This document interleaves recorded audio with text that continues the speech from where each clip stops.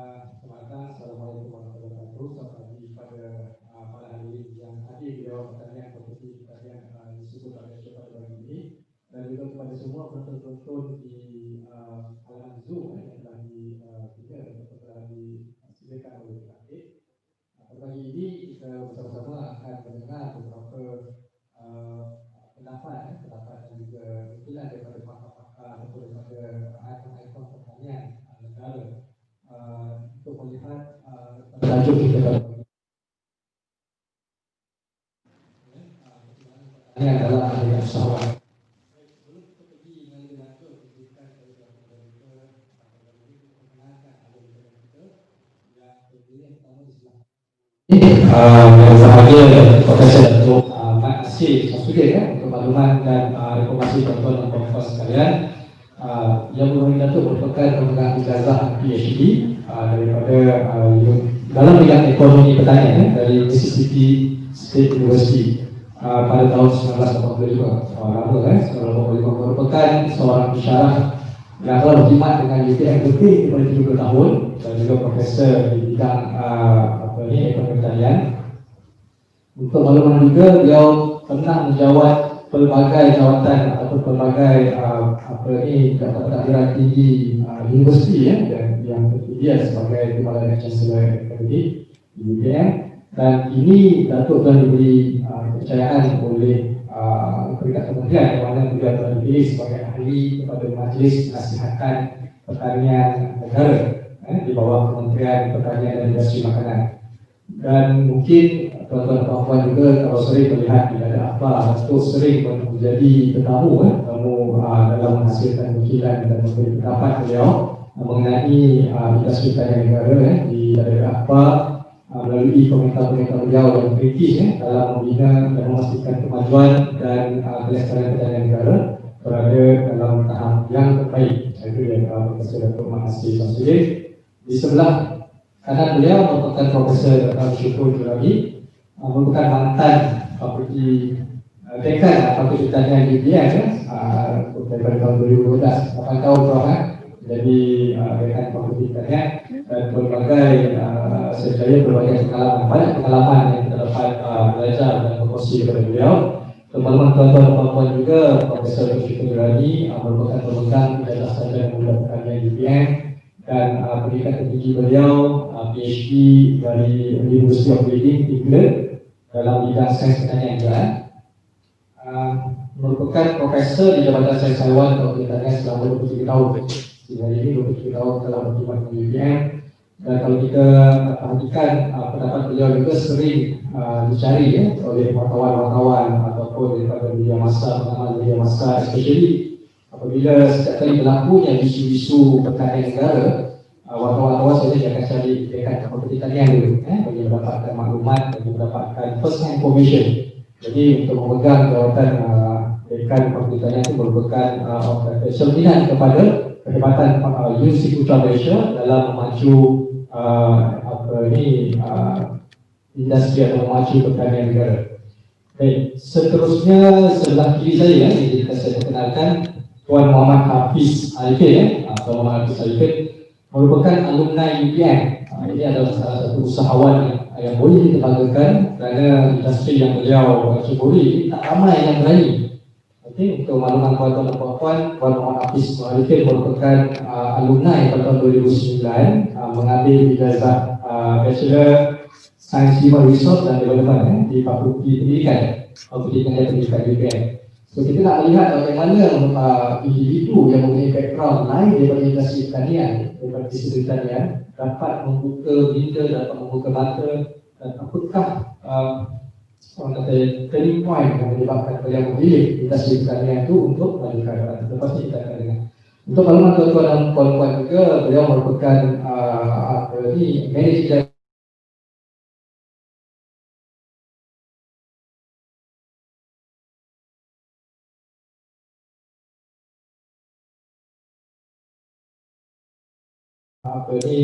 berjaya dengan berkolaborasi dengan Perda untuk membangunkan industri feed di Perda Sungai Tinggi Perak. Betul ya? Selangor. Di Selangor Prof. Bukan Perak. Tadi saya tanya Prof. Syukur di Perak. Di Selangor pada Sungai Tinggi. Jadi ini adalah untuk maklumat juga bakal kawan muda ekonomi muda di negara lah, insyaAllah. Because 1 kilo buah fit tu berharga dari sisi sembang tadi berharga RM80. Kilo tu dalam berapa biji? Dalam 16 biji macam tu. So kita dengar kilo dalam 16 biji dan berharga RM80. Jadi satu pokok berapa banyak dihasilkan tu? Setahun dalam 6 kilo. So kita tengok boleh buat calculation lah.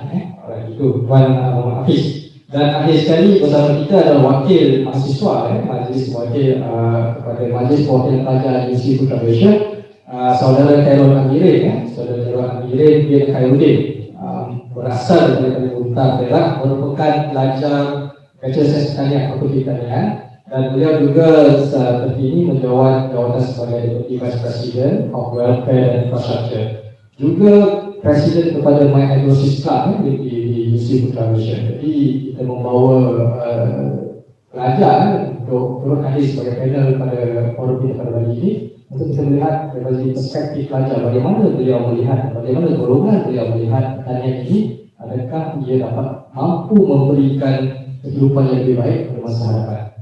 Baik, saya rasa saya nak kenalkan semua moderator atau tak kenal. Okey, saya perkenalkan diri saya. Nama saya Hanya Sasmana Samsudin, merupakan pensyarah daripada Fakulti Pertanian, Jabatan Sosial UiM. Kini berjawat jawatan sebagai Kepala Bidang Pembangunan dan Jaringan Industri Masyarakat. Baik, kalau kita dapat mula itu punya forum untuk pusingan pertama. Pusingan pertama untuk soalan pertama saya beri kepada Yang Berbahagia Datuk. Umum mengetahui bahawa nama penduduk Indonesia bagian setakat tahun meningkat. Dan untuk itu kalau kita melihat daripada statistik yang telah dikeluarkan oleh Jabatan Statistik Negara, negara telah membelanjakan sebanyak 51 bilion ringgit untuk mengimport bahan makanan daripada luar. Jadi pada pandangan Yang Berbahagia Datuk, bagaimanakah cara yang kita boleh lakukan agar fokus kepada penghasilan bahan makanan tempatan diberi penekanan supaya kebergantungan terhadap nilai import ini dapat dikurangkan. Silakan. Bismillahirrahmanirrahim. Assalamualaikum warahmatullahi wabarakatuh dan salam sejahtera. Terima kasih kepada Universitas Perwakilan Malaysia dan juga ahli panel yang lain. Untuk respon kepada persoalan tersebut, kalau kita semua mahu, saya rasa nomor satu adalah dari kedua. Satu adalah sektor pertama industri yang begitu maju, berdaya saing dan diperingkat dulu. Kalau tadi anda sudah sektor makanan ini import dengan 1 bilion, tapi sektor pertama industri kenapa habis itu ekspornya adalah menjadi 75 bilion. Itu adalah sektor pertama industri. Tapi ada satu sektor yang dipanggil sektor makanan yang terdiri daripada tanaman, peternakan, dan sebagainya, yang masih lagi belum berdaya saing, belum lagi maju dan dipukuli oleh pokok-pokok kecil, petani-petani, nelayan kecil dan juga petani kecil. Tapi kalau sektor tanaman tersebut dipukuli oleh sektor makanan dan juga kecil. Sehari saja 70% dari orangnya adalah oleh sektor-sektor makanan. Jadi kalau kita lihat bagaimana sekarang untuk soal ini, supaya sektor pengeluaran makanan ini adalah berdaya maju, modal dan sebagainya. Cukup kalau kita mencontohi model pengeluaran tanaman hias, maksudnya kalau kita lihat di tanaman hias itu ada wujud bersama, bahasa Inggrisnya monogrowth adalah coexist, yang antara peradangan besar dan komersial dengan hulu kecil. Sebenarnya mereka adalah saling bergantung dengan lain. So maksudnya hulu kecil kalau sawit contohnya tidak akan dapat memasarkan dengan buah sawit kalau tidak ada peradangan, tidak ada independent gains sebenarnya. Dan juga sektor perdagangan pun kadang-kadang bergantung pada pengeluaran daripada buah kecil pada kapasiti yang besar.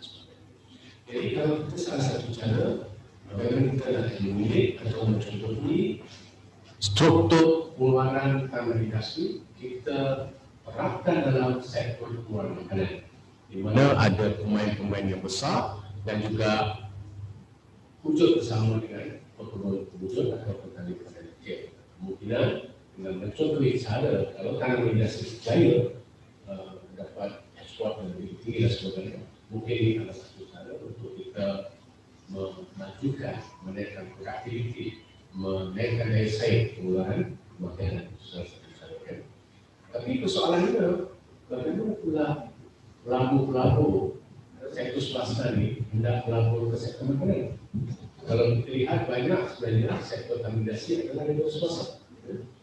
Tapi mungkin kita boleh tunjukkan insentif yang bentuk fiskal yang untuk memberi dan sebagainya, supaya pelabur-pelabur ni instead of dia tanam industri sawit dan dia melabur di sektor makanan, sudah tentunya sudah insentif itu mesti ulangan daripada pelaburan dari tanaman makanan ini sekurang-kurangnya sama dengan ulangan daripada tanaman industri. Barulah saya rasa akan aliran pelaburan itu pergi pada sektor makanan. Salah satu keduanya adalah kita harus lebih menekan peranan koperasi.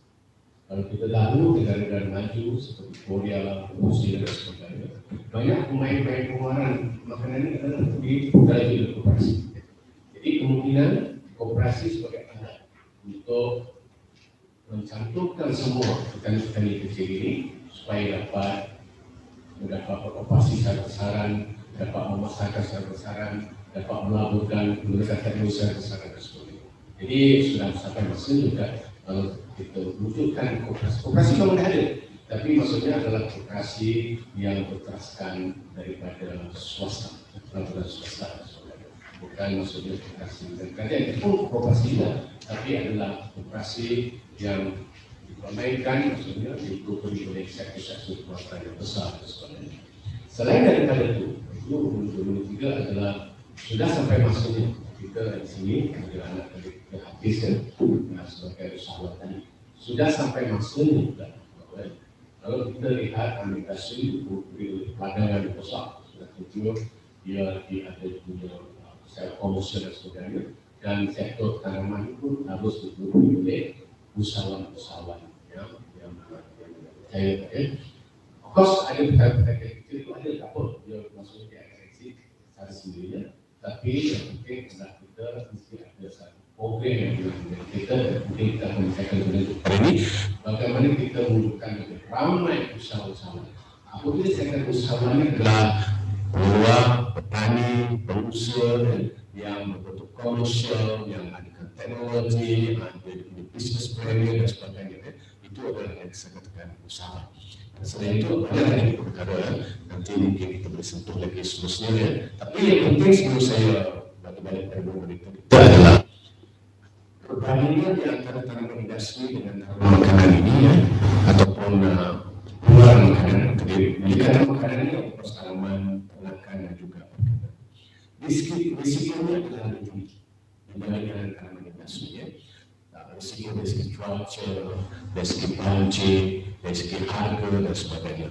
Jadi sudah sampai masa juga mungkin pihak yang berkuasa dapat mewujudkan, kalau bahasa Inggerisnya panggil trillion system atau sistem amaran Allah untuk memberi contohnya tentang ramalan harga, ramalan cuaca yang berkaitan dengan sektor pengeluaran makanan ini. Jadi maksudnya apabila kita ada ramalan-ramalan seperti harga dan sebagainya, jadi unsur-unsur cukup fit dan sebagainya, bila harga akan tinggi, bila harga akan membaca tersebut, jadi tahu bila harga dipasarkan di mana dan sebagainya. Ini adalah mungkin salah satu beberapa perkara yang kita untuk mewujudkan nanti sektor pengeluaran makanan. Baik, terima kasih kepada yang Bapak Datuk atas pasal yang menarik soal yang diberikan. Seterusnya kalau kita beralih pada aliran yang kedua yang oleh Profesor Dr. Syukur Rani, soalan yang ingin dilontarkan kalau melihat situasi hari ini yang mengenai pandemik COVID-19 yang dilakukan di Malaysia dan juga di seluruh dunia telah merupakan berbagai aspek industri utama termasuk industri pertanian negara. Dan ini menimbulkan berbagai situasi mengenai sekuriti makanan bukan sahaja di luar, juga yang terutama di tempatan di negara Indonesia. Dalam membuka suasana sekuriti makanan yang lebih baik di Malaysia, pada pendapat yang bagi Prof, apakah langkah-langkah yang perlu kita ataupun pihak kerajaan fokuskan dalam memastikan restoran atau mesin abungan ataupun berhalang makanan negara kita yang sebenarnya tidak terjejas? Terima kasih Prof. Andas. Bismillahirrahmanirrahim. Assalamualaikum warahmatullahi wabarakatuh dan salam sejahtera.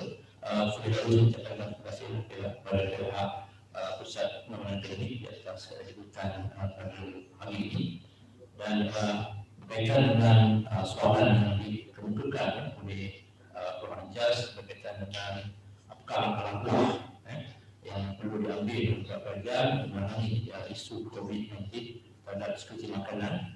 Especially kita sudah maklum sebelum isu COVID-19 ini berlaku melanda dunia dan juga Malaysia, keadaan sekuriti makanan di peringkat global itu adalah agak membimbangkan. Kalau kita lihat statistik menunjukkan 420 juta penduduk dunia yang terkesan dari segi sekuriti makanan, maknanya jika mengalami masalah tidak kecukupan makanan. Jadi kalau rata-rata 20 juta dia lebih kurang 1 setiap 9 atau 10 orang mengalami masalah ini.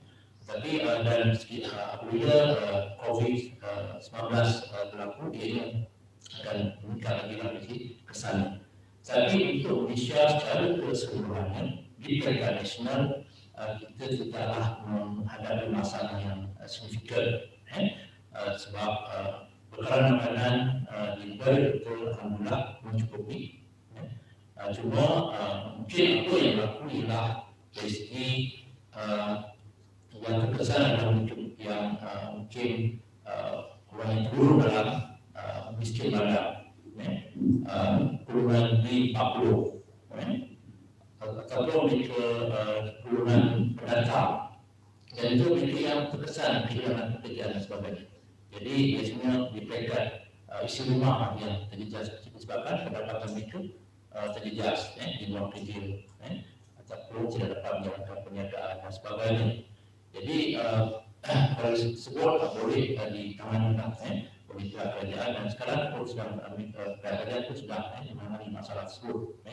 Jadi kalau kita lihat apabila pandemik COVID-19 berlaku di Malaysia, spike yang meningkat pada bulan Mac, jadi kerajaan menjalankan PKP, iaitu Perintah Kawalan Pergerakan.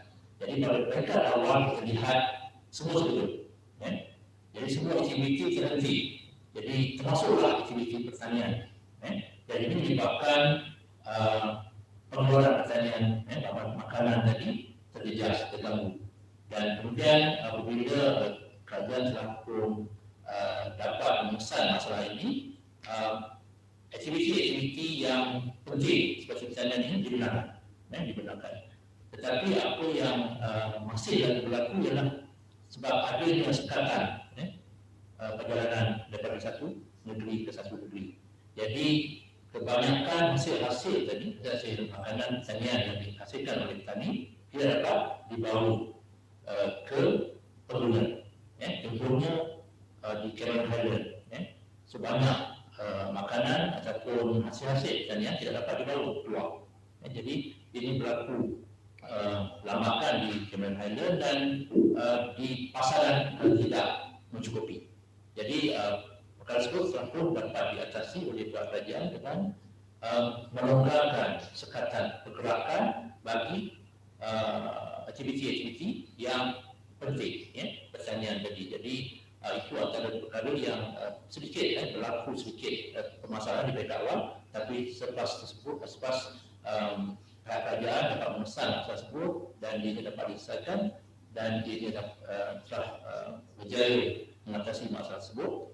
Di samping program-program pemasaran secara internet, online, media sosial dan sebagainya dapat banyak membantu.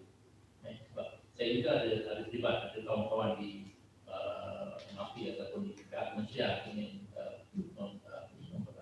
dapat bantuan bagaimana cara memasarkan dan sebagainya, dan kita buatkan WhatsApp group yang boleh membantu petani yang dapat memasarkan melalui media sosial. Jadi itu antara perkara yang berlaku, dan langkah lain yang paling penting yang kerajaan pastikan ialah supaya petani tadi dapat terus menghasilkan hasil petani mereka, dan supaya tidak ada gangguan dari segi rangkaian bekalan bahan makanan tadi. Maknanya dari segi pengeluaran, kalau kita lihat dari pengeluaran biasanya para petani mereka memerlukan tenaga buruh.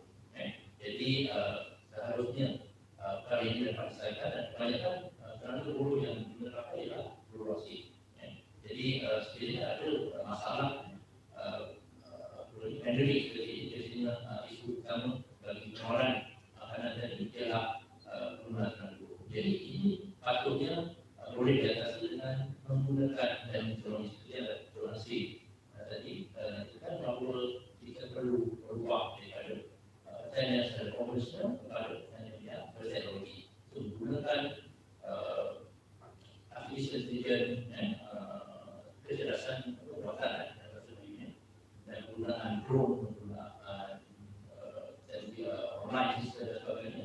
Dan juga dari segi penggunaan pertanian yang boleh menghasilkan hasil yang lebih seperti penggunaan pertanian bertingkat, penggunaan sensor, penggunaan sistem yang boleh membantu untuk meningkatkan pengeluaran. Dan juga dari segi pengangkutan pemasaran itu perlu diperkemaskan lagi. Dan selain daripada itu, isu dari segi input atau bekalan makanan, bekalan input pertanian itu perlu dipastikan dia dapat diberikan kepada petani, dibaja, benih, dan juga perkara yang diperlukan untuk petani tadi menghasilkan hasil petani yang baik. Dan juga dari segi mungkinan di peringkat perbandaran mungkin perlu diterapkan petani bandar, tetapi ini kan dapat membantu dari segi menghasilkan makanan untuk kegunaan di peringkat bandar boleh dicapai melalui bandar. Jadi saya itu dulu untuk peringkat ini. Terima kasih kepada Dr. Syukurani atas kupasan terhadap soalan yang diberikan sebentar tadi. Baik, Dr. kita tadi melihat dari segi perspektif orang luar yang mana kita melihat senario ataupun melihat situasi yang berlaku daripada kacamata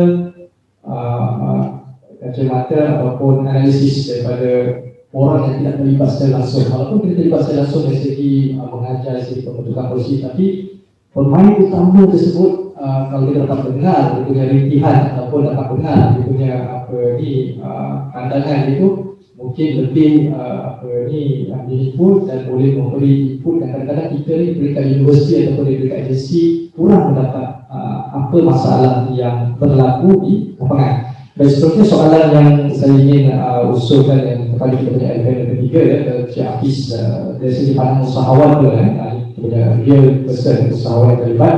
Bagaimana pula pendapat Tuan terhadap impak ataupun kesan COVID ini terhadap industri yang telah dijalankan oleh Tuan, dan bagaimana Tuan menangani isu tersebut dalam memastikan kelestarian dan kelangsungan industri ataupun perniagaan Tuan ini berlaku dengan sempurna. Assalamualaikum.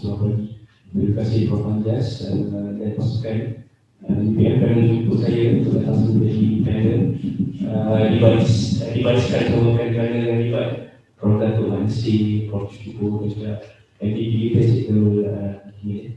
Bagi menjawab soalan itu, masa berlakunya PKP COVID-19 itu, kita agak sentak juga rasanya. Bila ada PKP, kita tak boleh nak keluar, kita agak sentak. Kita ambil masa seminggu juga tergamam, tak tahu nak buat apa. Tapi rupa-rupanya itu adalah macam ada blessing diskan. Selama ni kita buat pengeluaran buat kita hantar kepada kedai dan orang tengah. Tapi bila PKP dan COVID-19 ni, dia membuka peluang untuk kita direct ke customer. Apa yang saya perasan, COVID-19 ni orientasi perniagaan berubah. Selama ni kita punya mindset kita buat pengeluaran untuk B2B, business to business. Tapi orientasi bisnes ni berubah menjadi B2C, business direct ke customer. Dan masa PKP rupanya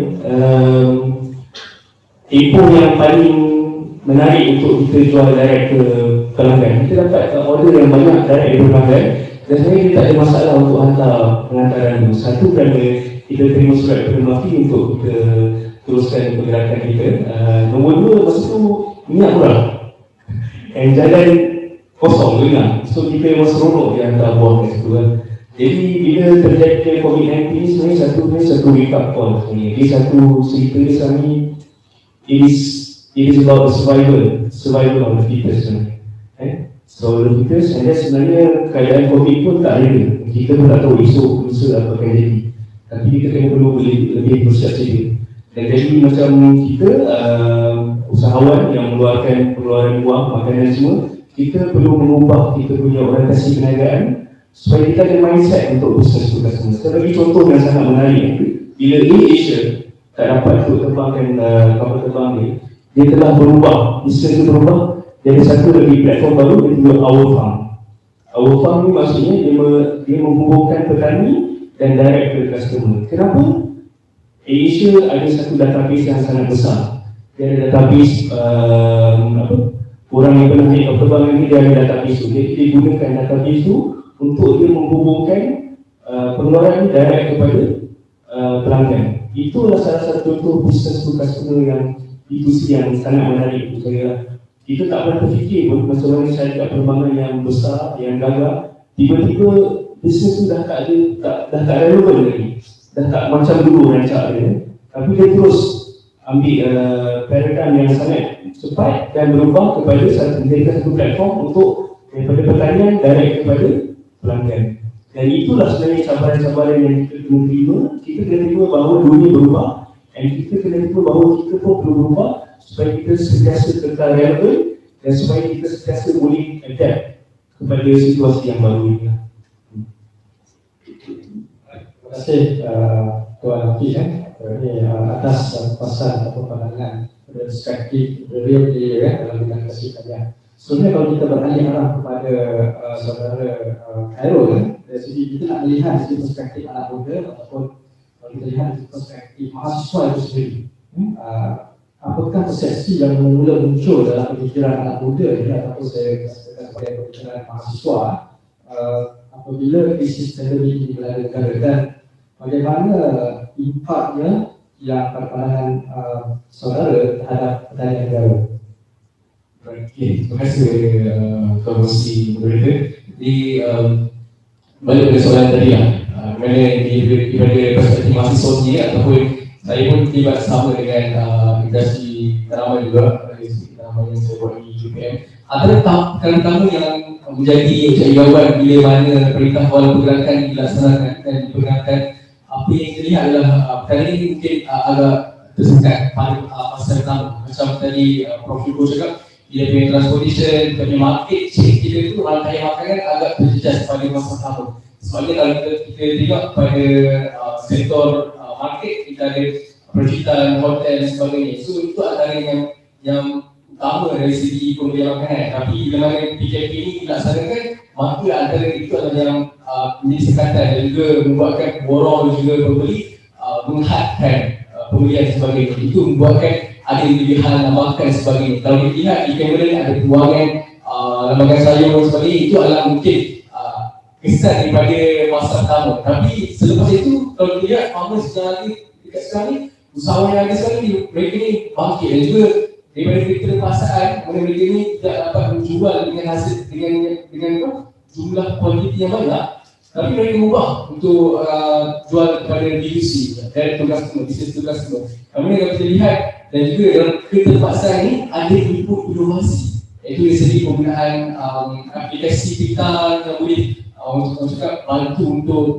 mengurangkan kadar kebergaduhan kita pada pekerja dan sebagainya. Dan antara perkara yang menarik adalah bila mana usahawan-usahawan kita ni mereka tidak dapat menjual kepada pemborong dengan kontena dan sebagainya, mereka ubah dengan terpaksa dan juga belajar untuk menjual di atas talian. Itu antara perkara yang rasa keluar lah kepada usahawan tadi, yang mana mungkin sebelum ni fikiran mereka orang cakap mungkin mereka lebih suka untuk jual kepada supplier kita ada jual-jual besar dan sebagainya. Tapi dalam keadaan macam ini mereka melihat ini adalah perkara yang perlu mereka beli dan juga terpaksa untuk belajar. Di tempat saya ini maka wujudlah peluang. Right. Dan seterusnya kalau kita lihat waktu PKP pun juga trend pertanian makin meningkat. Sebab apa? Sebab bila ramai di antara kita yang kena kawan pergerakan dan duduk di rumah dan sebagainya, maka wujudlah satu hobi baru iaitu bertani. Yang mana kalau kita lihat ada pertanian balaran seperti hidroponik, fertigasi dan sebagainya. Itu adalah perkara baru lah yang saya rasa mungkin terlampau dipelopori dan juga diaplikasikan di kawasan bandar terutamanya. So ini membuka kita bahawa pertanian ini antara industri yang kalis kepada pandemik. Jadi macam mana pun pertanian tetap akan wujud. Sebab apa? Kita termasuk dalam essential service yang mana kita perlukan untuk makanan negara dan sebagainya. Dan kalau kita lihat dari segi food security pun kita tidak mempunyai masalah, tapi kita mengambil langkah berjaga-jaga. Kalau kita lihat PKP ini muka mata kita bahawa food security itu adalah benda utama, yang mana kalau kita cakap mungkin negara lain menghadkan import, ekspor dan sebagainya, mungkin negara kita akan terjejas. Sebabnya kadang keberagaman kita agak tinggi dan juga tapi tak dapat nantikan juga kalau kita lihat SSR kita ataupun self sufficiency level ataupun ratio, yang mana kadang sehari diri kita produce lebih banyak buah-buahan, timun dan sebagainya. Ini antara indikator yang menunjukkan bahawa kita masih lagi on track, dalam track yang betul lah di sekitar dan sebagainya. Dan bagi peserta mahasiswa juga, ia adalah peluang kepada kami semua adalah untuk mencuri bidang pertanian dan juga untuk orang kata expand, untuk terangkan lebih jelas kepada masyarakat secara amnya bahawa pertanian ini adalah perkara yang patut diusahakan dan juga mesti orang kata di explore, ditokai oleh anak muda terutamanya. Kalau kita lihat sekarang ni ramai anak muda yang mungkin gila pekerjaan dan sebagainya. So ini antara perkara yang mungkin boleh dipelopori dan juga ditokai untuk menjadikan dia sampingan ataupun full-time dan sebagainya. So ini adalah peluang yang kita nampak sebagai mahasiswa, dan saya pun akan bergraduat mungkin tahun depan dan sebagainya. Ini membuka mata kita bahawa kita semangat bila kita nampak orang macam naikkan balik pertanian. Maksudnya baru sedar yang pertanian ini memberi makna dan juga penting kepada aset negara. So dari situlah kita lihat pada dan juga selain dengan kita punya RMK 12 yang mana kementerian kita pun dalam usaha untuk meningkatkan komoditi sektor makanan. So ini beri ruang kepada anak muda untuk curi dan juga untuk menjadikan pertanian adalah sektor pekerjaan yang mungkin menjadi kekayaan baru untuk dalam negara kita, insyaAllah. Terima kasih. Baik, terima kasih Saudara Kero. Kalau kita dapat melihat ni benar apa yang dikatakan oleh beliau. Mungkin kita harus melihat pertanian sebagai satu padu kifayah. Perlu ada orang yang menjalankan pertanian. Tak boleh semua orang nak buat benda lain. Jadi kita akan rasa satu komuniti itu akan mendapat beban. Jadi kalau kita mengangkat pertanian sebagai satu padu kifayah, dan apabila kita melakukan aktiviti tersebut dengan niat tersebut, insyaAllah pendapat saya mungkin pendapat umum juga lebih akan berdaya saya. Baik, itu kita terus pusingan seterusnya ya. Yang berbahagia Datuk, selaku salah seorang daripada panel penasihatan pertanian negara, bagaimanakah yang bagi Datuk melihat peranan kerajaan serta agensi yang terlibat pada masa ini dalam menyokong dan meningkatkan bilangan usahawan tadi, dan bagaimanakah langkah yang perlu diambil oleh pihak otoriti dalam menarik minat golongan belia especially untuk menceburi bidang usahawan tanian itu. Silakan. Terima kasih. Tapi saya baru saya respon bukan soalan lagi. Saya lupa satu poin keras untuk itu. Dan kita tahu bahawa penduduk pada tahun 2020 di Malaysia itu 20% adalah dan 30% adalah di luar negara. Dan angka itu 20% akan bertambah dari semasa. Jadi harus kita lihat dulu. Pertanyaan ini adalah berkait rapat dengan di kawasan-kawasan Ramadan.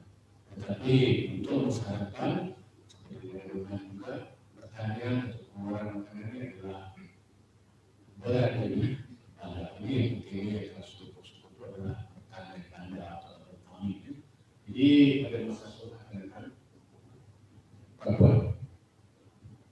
jadi pada masa akan datang, kalau boleh maksudnya kita akan ramalkan setiap bandar itu dia mempunyai cukup bekalan makanan seperti ini. Jadi ini juga akan mengurangkan isu kita atau bukti Jadi pada masa akan datang saya rasa kita perlu juga menekankan berfokus pada kami. Baik, untuk menjawab persoalan yang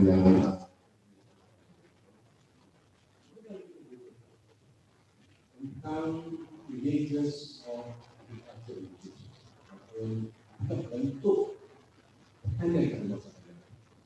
Sudah tentunya kalau kita Google akan jumpa tentang gambar-gambar yang digambarkan dalam projecting di dunia sensor, dunia ini dengan ini perubahan iklim dan sebagainya, di environment, ada awal dan sebagainya. Dengan kemungkinan petani pada masa akan datang bukan duduk di bawah matahari, tetapi seperti Hafiz ini mungkin pakai tile sebabnya dalam kawasan yang terkawal dan sebagainya. Dengan maksudnya apabila panas, air itu akan keluar sendiri dan sebagainya, atau keadaan sensor dan sebagainya. Jadi kemungkinan ini juga akan dapat mengurangkan kekurangan itu. Okay. Itu adalah kalau kita tengok gambaran pertanian dari masa kita. Jadi apakah peranan otoriti, peranan kerajaan untuk kita menuju kepada gambaran tersebut pada masa kita? Pertama, dia ada tiga dimensi. Pertama adalah dari segi polisi, kedua dari segi teknologi, dan ketiga adalah dari segi usaha orang yang bekerja. Okey, baik dari segi polisi. Makanan seperti dikatakan oleh siapa yang anak-anak itu betul juga. Hari-hari kita perlu makan. Jadi kita harus melihat laporan pada pengeluaran makanan ini dalam bahasa ekonomi. Sebab saya katakan ekonomi pertanian, pulangannya harus dilihat kepada pulangan yang dipanggil pulangan sosial, bukan pulangan persembelian. Dalam bahasa Inggerisnya, private return versus social return. Apa yang kita biasa dalam membuat pelaburan, kita lihat yang dipanggil pulangan persembelian. Berapa IR kita, berapa pilih kita, berapa dia punya, maksudnya bila akan dapat untung dan sebagainya. Itu adalah dari segi private return. Itu memang diperlukan. Tetapi dari segi polisi kerajaan harus melihat pulangan kepada pelaburan makanan adalah pulangannya sosial dalam bentuk pulangan kepada keamanan. Itu pulangan. Pulangan kepada kedaulatan negara. Itu adalah pulangan. Pulangan kepada mengurangkan jenayah dan sebagainya. Itu sebenarnya adalah dari segi kerajaan harus melihat pulangan pada pelaburan makanan adalah keamanan negara, kedaulatan negara, kurangnya jenayah dan sebagainya. Dari segi tapi dari segi pelaburan yang swasta itu adalah pulangan dari segi untungnya berapa. Tapi untuk ini kerajaan harus memberi insentif. Saya tak gunakan perkataan subsidi. Sebab subsidi adalah orang tak suka mengenai subsidi. Tetapi kita panggil insentif. Insentif. Kita mesti tahu bahawa mengapa di negara kita banyak kelab sawit dibandingkan perumahan tanaman. Mengapa banyak sawit daripada fix? Sebab keuntungan RM1 dilaburkan kepada kelab sawit memberi pulangan yang lebih tinggi. Itu saja. Jadi untuk kerajaan memastikan bahawa pulangan kepada sektor makanan yang saya katakan tadi, pulangan kepada keamanan, pulangan pada bulan darjah, maksudnya pelabur tadi mesti diberi pulangan sekurang-kurangnya sama dengan pulangan kelab sawit. Itu saja. Ataupun lebih tinggi lagi bagus. Nah, itulah maksudnya polisi-polisi kerajaan. Nah, sekarang pun tengah ubah polisi untuk tahun 2021 dan sebagainya. Jadi pulangan kepada pelaburan makanan Dari segi kerajaan harus dilihat bukan hanya pulangan kepada pulangan persendirian. Maksudnya polisi harus melihat sebegitu pun. Itu adalah yang pertama. Kedua, dah sentuh oleh Prof. Sukojo tadi adalah dari segi teknologi. Maksudnya ya. Jadi kita tak bolehlah maksudnya mengeluarkan makanan kita dengan teknologi yang sedia ada. Ya, maksudnya ya, kita dengan keadaan perubahan iklim, dengan keadaan kekurangan buruh dan sebagainya. Jadi kita harus maksudnya cuba mengatasi isu-isu ini dengan menggunakan teknologi. Sudah sampai masanya lah maksudnya pengeluaran makanan kita harus menggunakan teknologi tinggi. Jadi peranan kerajaan macam mana? Adalah juga perlu memberi insentif. Insentif ini bahasanya ada dua jenis lah, dari segi ekonomi, fiskal ataupun monetary. Jangan cakap subsidi lah, insentif. Ya, maksudnya bagaimana pelabur-pelabur untuk pengeluaran makanan ini dapat menggunakan teknologi tersebut. Dia mesti kena ada insentif dan sebagainya, supaya dapat menaikkan produktiviti pengeluaran makanan, supaya dapat mengatasi isu alam sekitar, supaya dapat mengatasi kekurangan buruh dan sebagainya. Ya. Iaitu adalah dimensi bagaimana pihak otoriti menggalakkan penggunaan teknologi tersebut. Satu, polisi tadi. Kedua adalah dari segi menerima pakai. Usahawan-usahawan harus dapat menerima pakai teknologi tinggi. Tapi bagaimana untuk usahawan menerima pakai teknologi tinggi? Harus diberi insentif untuk menerima pakai tersebut. Kalau teknologi banyak pun, kalau tidak sampai, pengusaha tidak dapat membeli, tidak guna juga. Jadi bagaimana supaya pengusaha-pengusaha itu dapat menggunakan teknologi tersebut. Jangan gunakan pakatan subsidi dah, kita gunakan pakatan insentif pada awalnya. Itu yang pertama. Yang kedua. Yang ketiga, seperti Hafiz tu adalah kita ada orangnya. Ya, orang tu pengusahawan. Ya, kalau kita ada polisi yang bagus pun, ada teknologi yang bagus pun, kalau tak ada anak-anak muda dan sebagainya tidak usahawan yang dapat mengerjakan atau mengeluarkan satu makanan, tidak gunanya. Jadi kita perlu aja dedicated program untuk menghasilkan, untuk mengeluarkan usahawan-usahawan penting.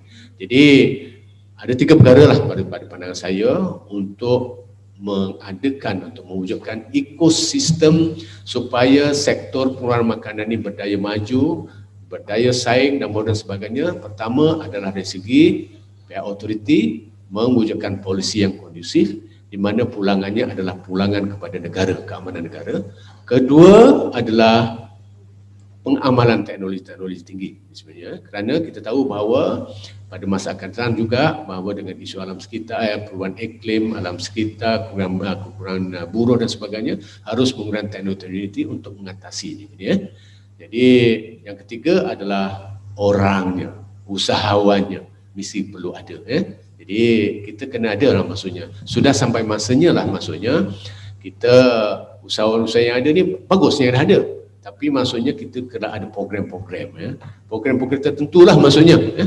Mungkin di UPM ada program, mungkin Prof. Sukum menceritakan tadi ya, bagaimana kita nak wujudkan usahawan supaya dapat menggunakan teknologi tinggi tersebut. Sekian. Baik, terima kasih Yang Berbahagia Datuk atas kupasan terhadap soalan yang telah diberikan. Soalan seterusnya saya lontarkan pada Yang Berbahagia Prof. Dr. Bersyukur. Bagaimanakah Yang Berbahagia Prof melihat peranan institusi pengajian tinggi awam ya, ataupun swasta kalau kita beri fokus kepada UPM itu sendiri, yang mana institusi-institusi ini perlu lebih bersikap proaktif ya, dalam menghasilkan usahawan tani yang berdaya saing dan tidak jumut terhadap rentak pemikiran pertanian secara konvensional. Kita tak nak usahawan-usahawan tani kita ni apabila dia join ataupun dia melibatkan diri dalam industri ini, dia akan memikirkan mengenai cangkul dan pajak dan semuanya. Kita nak merubah mindset tersebut, kita mahu merubah perspektif tersebut dalam mengalihkan konsep pertanian secara konvensional kepada satu konsep pertanian yang moden. Dan apakah peranan institusi UPM khasnya Yang Berbahagia Prof? Silakan. Terima kasih Prof. Anjas di atas soalan yang dilontarkan tadi.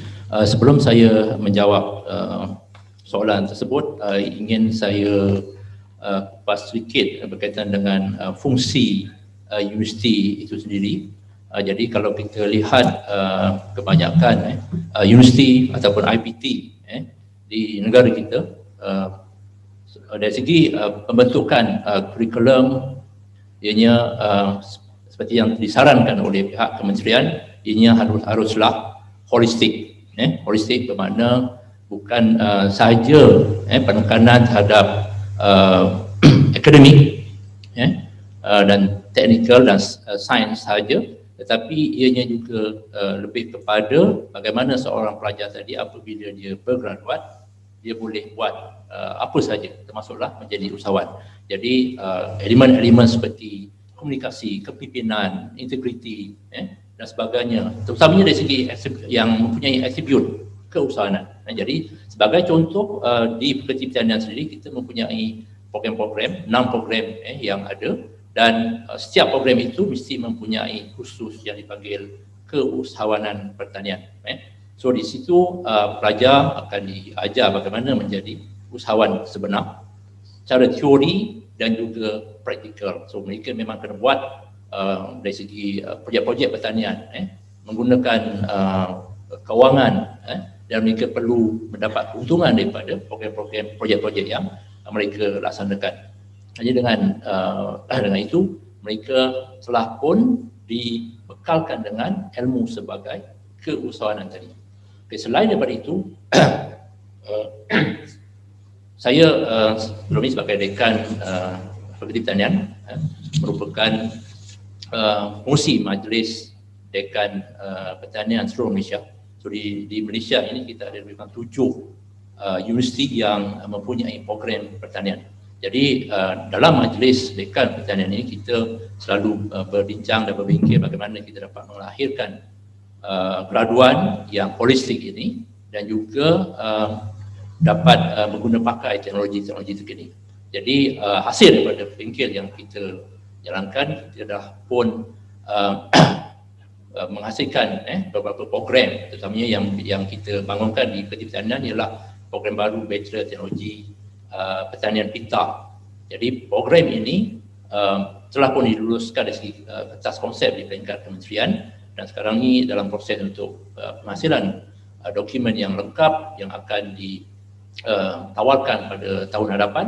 Dan program ini memang menjurus kepada penggunaan teknologi-teknologi terkini seperti yang Datuk Nasir mention tadi, teknologi seperti drone, penggunaan AI, data raya dan sebagainya akan diterapkan dalam program baru ini. Jadi setiap pelajar tersebut akan dibekalkan dengan ilmu dan juga dari segi teknikal dan kemahiran hands on, yang mana ianya akan bekerjasama dengan pihak industri dalam melaksanakan program ini. Jadi diharapkan nanti dengan adanya ilmu dan juga kemahiran ini, pelajar tadi bukan sahaja keluar sebagai pegawai pertanian, pegawai pemasaran dan sebagainya, tapi juga mereka boleh melaksanakan aktiviti pertanian moden itu sendiri, yang mana mereka nanti akan insyaAllah akan menjadi apa yang dipanggil jutawan pertanian lah, jutawan tani contohnya.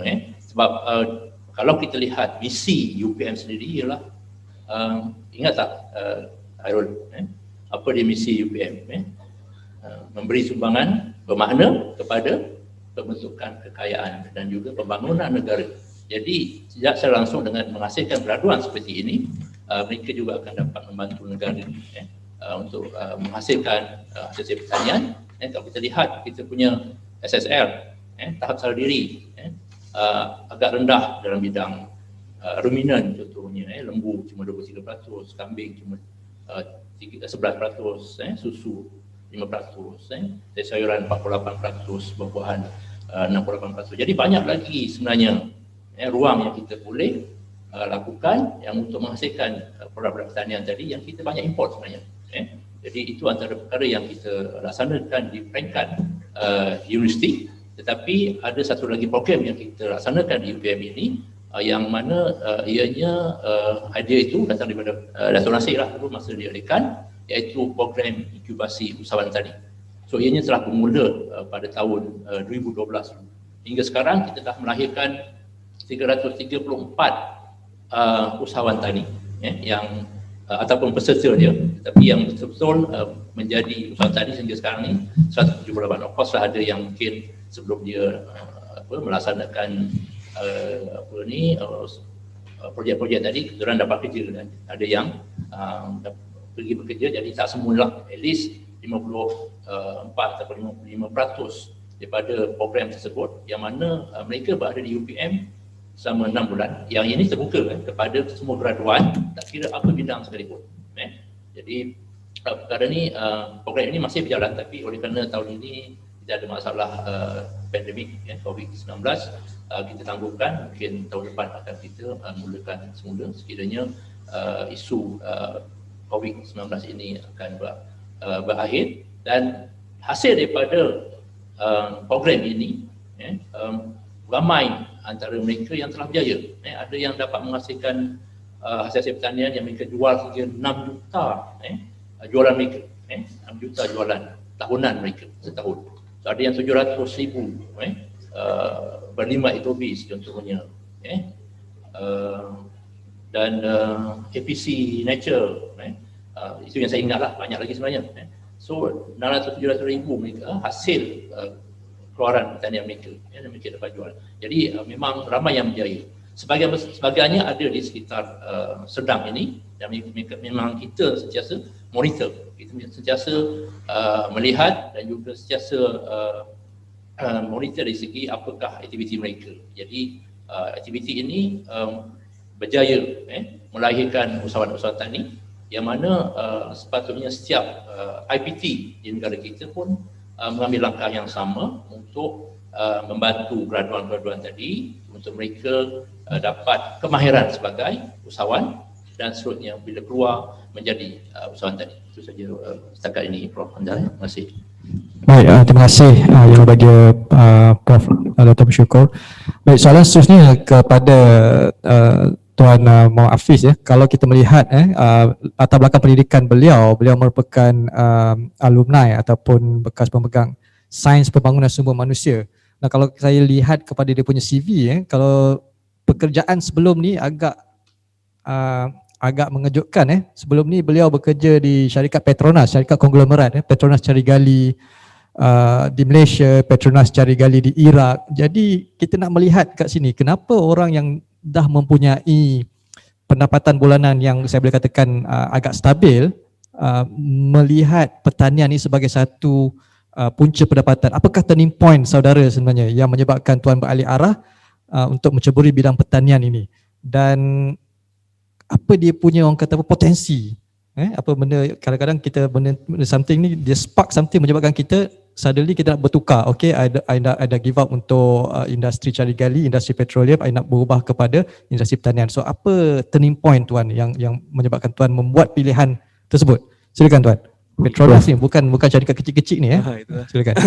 Okay Prof, sebenarnya pendapatan saya kerja sebelum sebenarnya tak cukup sebenarnya. So saya rasa saya boleh buat lebih dengan pertanian. Tak ada gurau lah. Okay, saya sebenarnya, kita tengok sebenarnya kenapa saya tukar daripada kerja yang stabil dengan company, multinational company ni tapi sebenarnya saya nampak peluang tu lebih besar dalam pertanian. Satu, tentang tanaman sendiri yang saya buat ni, buah tin ni. Buah tin ni bagi saya the highest value crop is fig. Satu, sebab dia buah yang paling cepat. You tanam sekali, bulan keempat you dah boleh petik buah, and you petik buah tiap-tiap hari sepanjang tahun. Tu nombor satu. Nombor dua, harga dia tinggi, RM80 per kilo, boleh pergi sampai RM160 per kilo, tengok pada variety. Nombor tiga, khasiat dia tinggi. Khasiat dia dari segi, orang panggil dia superfruit dan superfood lah. So dia sama macam kurma, you makan 2-3 biji, you rasa kenyang, rasa ada tenaga dan macam-macam. And nombor 4, dari segi sejarah dia pun sangat mendalam lah. Ada yang percaya bahawa fig ni is the first tree in the world is fig tree.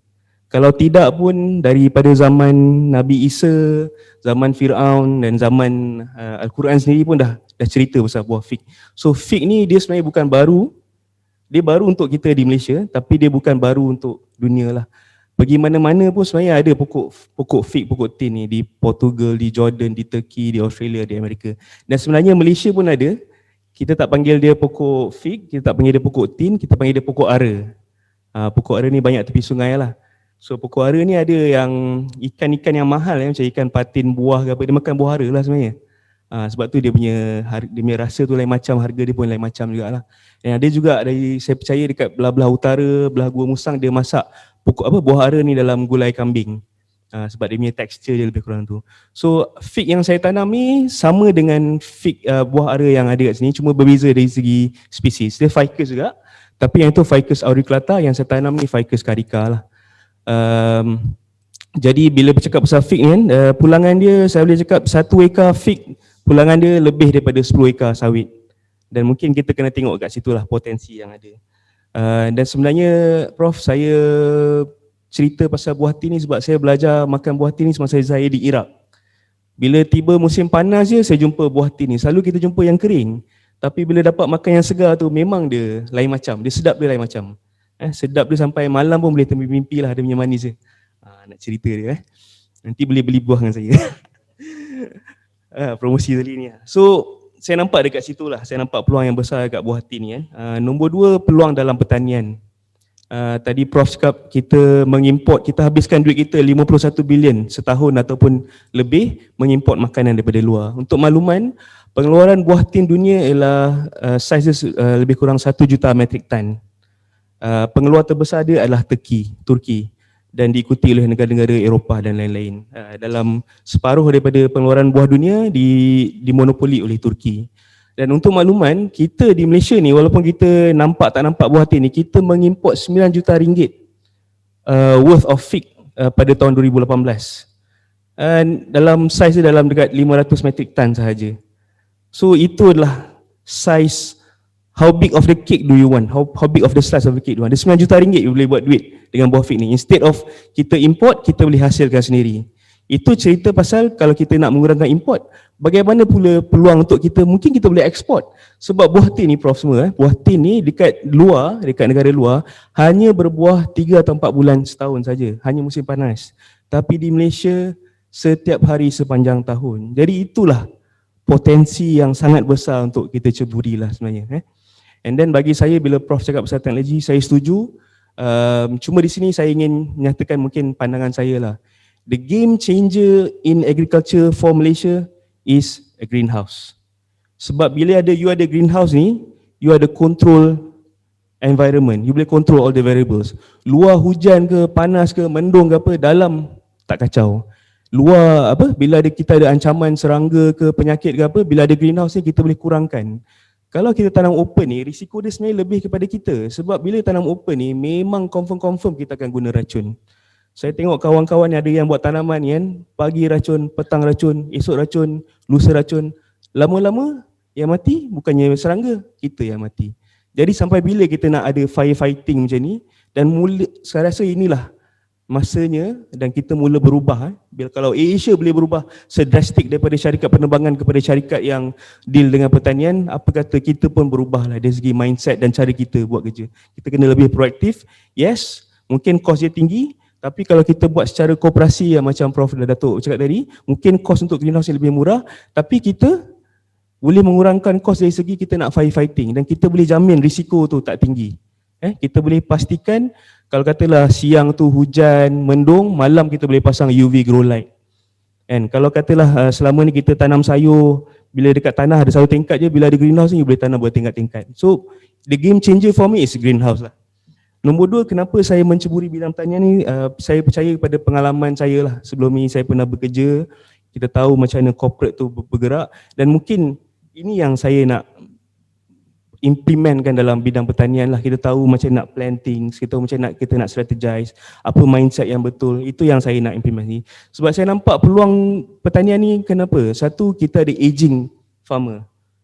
Petani-petani kita makin lama makin tua dan kita tak ada pelapis. Kita seriously tak ada pelapis. Dan selama ni pun yang menjalankan pertanian kita lah buruh-buruh asing. Dan lepas jadi COVID-19 ni, ramai daripada dia dah balik. Sebab itu kita buka kita punya pintu untuk diorang balik kan.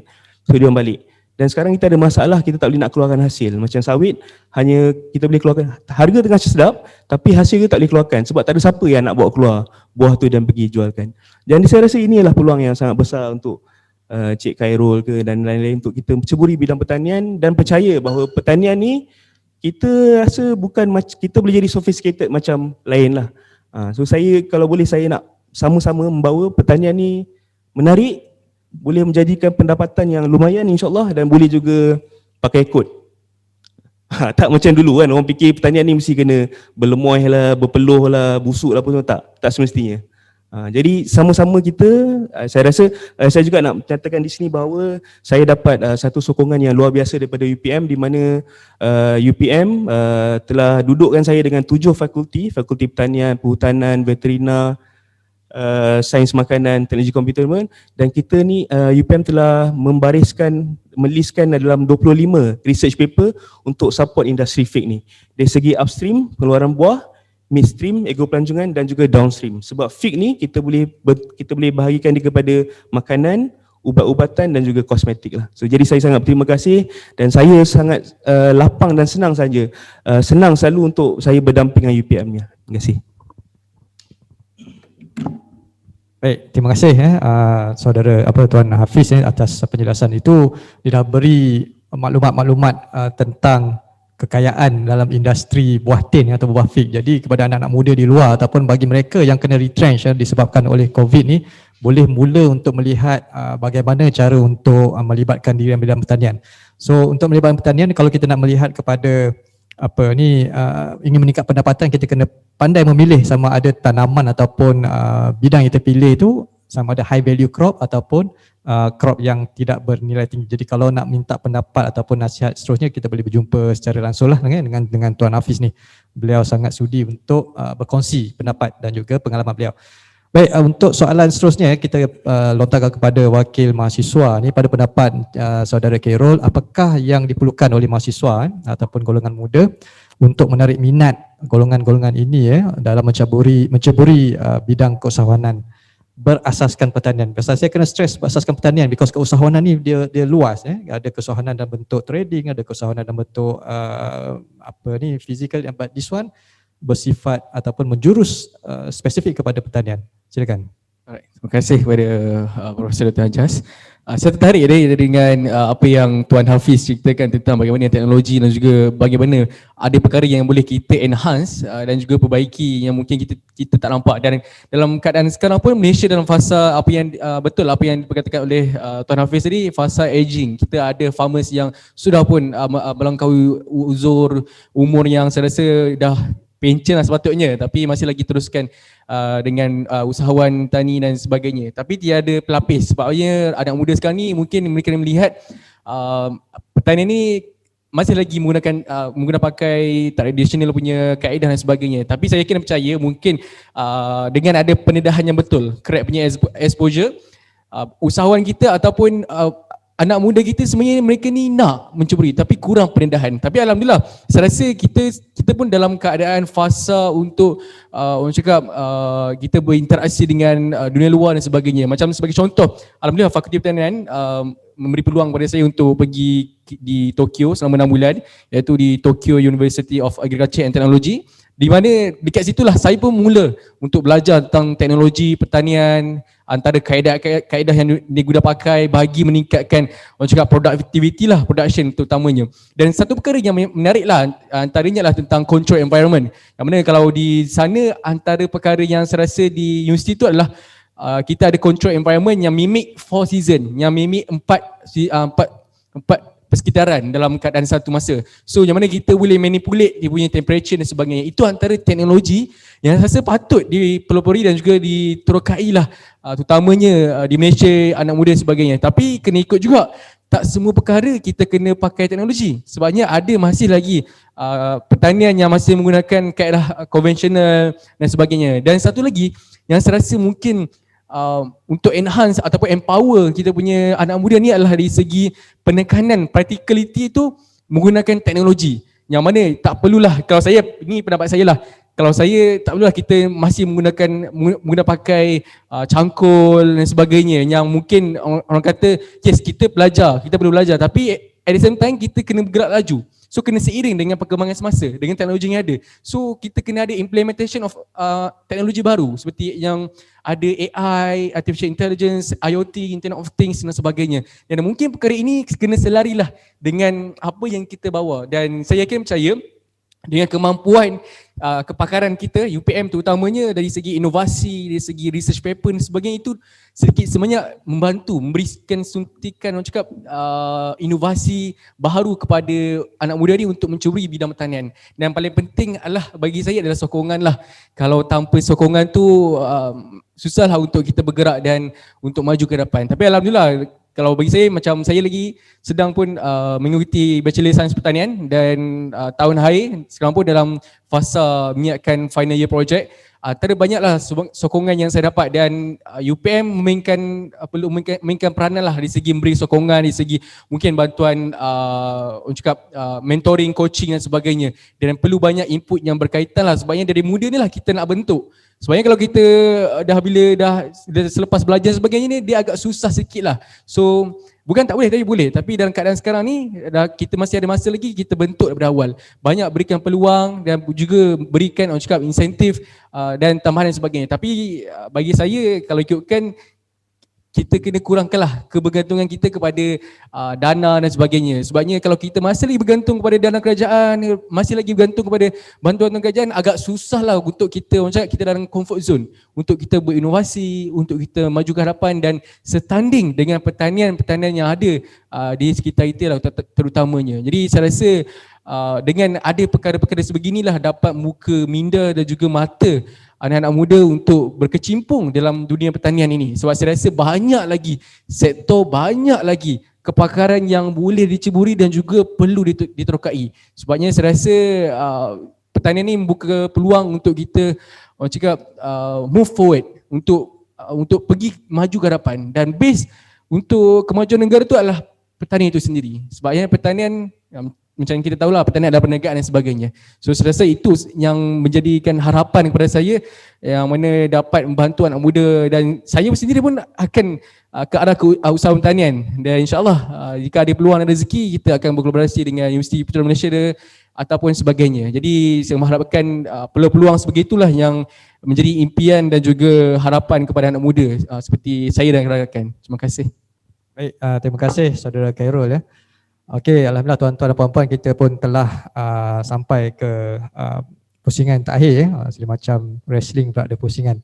Okey, untuk pusingan penggulungan kita panggil sebagai pusingan penggulungan. Saya open soalan ini kepada semua ahli panel dan saya harap kita dapat menerima kupasan sedikit mengenai soalan yang akan dilontarkan sebentar lagi. Apakah harapan ahli panel dalam memastikan kecemerlangan pertanian yang sedia ada pada hari ini agar ianya dapat menghasilkan usahawan yang berdaya saing dan lestari? Because untuk menghasilkan usahawan tu memang sangat mudah. Kalau kita bagi target number nak menghasilkan 500, esok kita boleh menghasilkan 500 usahawan. Tapi bagaimana nak pastikan 500 usahawan tu sustain ataupun berdaya saing dan juga lestari sampai bila-bila? Itu agak menyukarkan lah. Jadi apakah peranan ataupun harapan ahli panel dalam memastikan 500 orang yang kita engage tu, 500 inilah juga yang akan menjadi pemain industri utama sampai bila-bila? Silakan ya, saya mulakan dengan yang berbagi Datuk. Silakan. Terima kasih. Kalau kita lihat seperti persoalan ni, tema forum kita hari ini adalah kecemerlangan pertanian melahirkan usahawan. Sudah tentunya usahawan yang kita katakan di sini adalah usahawan tani. Dan saya tertarik dengan perkataan daripada Prof. Suku tadi, dipanggil jutawan tani. Saya baru dengar ni. Hari ini saya baru dengar perkataan jutawan tani. Jadi semungkin Hafiz satu hari dan juga pelajar kita akan jadi jutawan tani ya. Kita tahulah, hanya kalau nak jutawan memang dalam perniagaan. Kalau kita profesor bolehlah, nak cukup makan lah, cukup makan. Ribuan tani boleh, ribuan tapi tak jutawan tani. Itu ya, jadi saya tarik. Jadi untuk harapan pada masa akan datang, sudah tentunya yang kita perkatakan banyak tadi, dalam pusingan kedua saya katakan tadi, ekosistem yang kita perlu untuk memastikan bahawa sektor pertanian terus maju. Tetapi pertanian dalam perbincangan yang kita banyak pagi ini adalah merujuk pada makanan ya. Kerana yang tanaman industri itu sudah maju lah ya, dipelopori oleh sektor korporat dan sebagainya ya. Pertamanya, yang katakan tadi, kita perlu ada polisi. Kedua, ada teknologi. Dan ketiga adalah ada usahawan. Okay. Saya tertarik juga dengan apa yang Hafiz katakan tadi. game changer pada masa akan datang adalah greenhouse. Teknologi lah tu teknologi. Ada lagi satu game changer adalah Hafiz sebenarnya. Maksudnya kita ada greenhouse, ada teknologi, ada sensor, ada drone.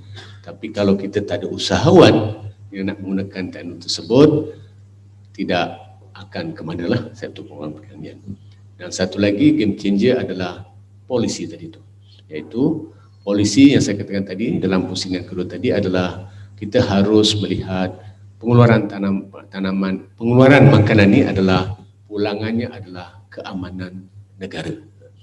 Jadi usahawan yang kita lahirkan, ya, kita pun telah bersyukur dan mengupas tadi tentang kita ada program inkubasi, ya, yang saya kira walaupun ratusan kejayaan yang betul-betul mengerjakan atau menjadi usahawan tadi lebih kurang 58%, ya. Pada saya itu dah percaya, because not everybody can be entrepreneur. Jadi 50% kejayaan program inkubasi usahawan tani kita pada saya adalah satu kejayaan. Dan juga kurikulum, masa saya ingat dulu saya diploma pertanian, mungkin ramai yang tak lahir lagi pada masa itu, ya, walaupun rasa muda lagi lah. Pada tahun 75 saya masuk UPM, diploma pertanian, ataupun kita panggil dalam rakan-rakan kita WhatsApp group adalah Deep Cangkul sampai sekarang. Deep Cangkul, tapi mereka banyak yang berjaya lah Deep Cangkul. Pada masa itu kita ada program, ada kursus panggil ladang kongsi.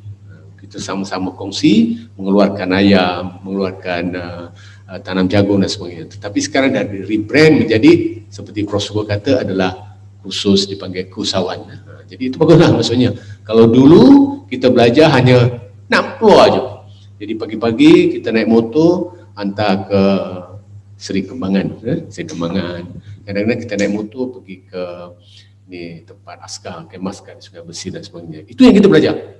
Tapi pada masa ini pelajar-pelajar kita khusus tu bukan lagi ladang kongsi. Ladang kongsi kita berkongsi menanam pada masa itu. Tapi dipanggil keusahawanan. Sudah tujuan dalam kursus itu adalah adanya elemen tentang business planning, business management, macam dia nak memasarkan dan sebagainya. Jadi itu adalah salah satu ciri-ciri kita untuk ataupun usaha inisiatif UPM selain daripada khusus inkubasi untuk berusahawan. Tetapi untuk memastikan, itu adalah proses untuk melahirkan usahawan. Tapi untuk memastikan usahawan kita ni terus maju, kena ada lagi 3 elemen penting untuk maju. Ini juga berkaitan apa yang kita bincangkan game changer dan sebagainya. Pertamanya adalah capacity building dari segi saintis, ahli ekonomi dan sebagainya. Jadi kita perlu juga adanya ahli-ahli saintis yang, sebab Hafiz pun kata tadi banyak berdamping dengan UPM. Jadi UPM juga yang membuat penyelidikan dan sebagainya untuk menasihati ataupun seperti usahawan tadi lah untuk mengeluarkan teknologi baru, ya. Jadi pertama kita perlunya ada saintis-saintis dan sebagainya untuk menjamin usahawan yang kita lahirkan terus maju, ya, untuk menggunakan teknologi baru dan sebagainya. Itu yang pertama. Kedua, sudah sampai masanya. Jadi kalau universiti pada dulu dia ada hanya mengeluarkan graduan, membuat penyelidikan ke mana? Hanya dipublish dalam jurnal-jurnal. Itu adalah bagus. Itu adalah satu perkara yang bagus. Kalau dulu hanya jurnal, tapi now we talking about Q1, Q2 dan sebagainya lah. Jadi orang yang senior macam saya ni, Q1, Q2 apa? Q1, Q2 tu. Yang menunggu je Prof. Anjas, Prof. Suko ni senang lah, ya. Tapi sudah masanya kita harus migrate yang dipanggil university generasi ketiga, third generation universities, ya. Jadi universiti menjalankan penyelidikan bukan hanya untuk publication, tetapi produk-produk penyelidikan itu harus boleh dikomersialkan dan juga boleh digunakan oleh usahawan tadi seperti Hafiz dan sebagainya, ya. Jadi maksudnya usahawan di Malaysia kalau keluarkan buah tin tadi itu sudah tentunya cara pengeluarannya agak berbeza dengan di Turki yang banyak mengeluarkan buah tin kerana cuacanya berbeza, teknologi berbeza. Walaupun mungkin keduanya ada greenhouse, sudah tentu ciri-ciri greenhouse yang berlainan. Sebab kita dia punya humidity agak tinggi dan sebagainya.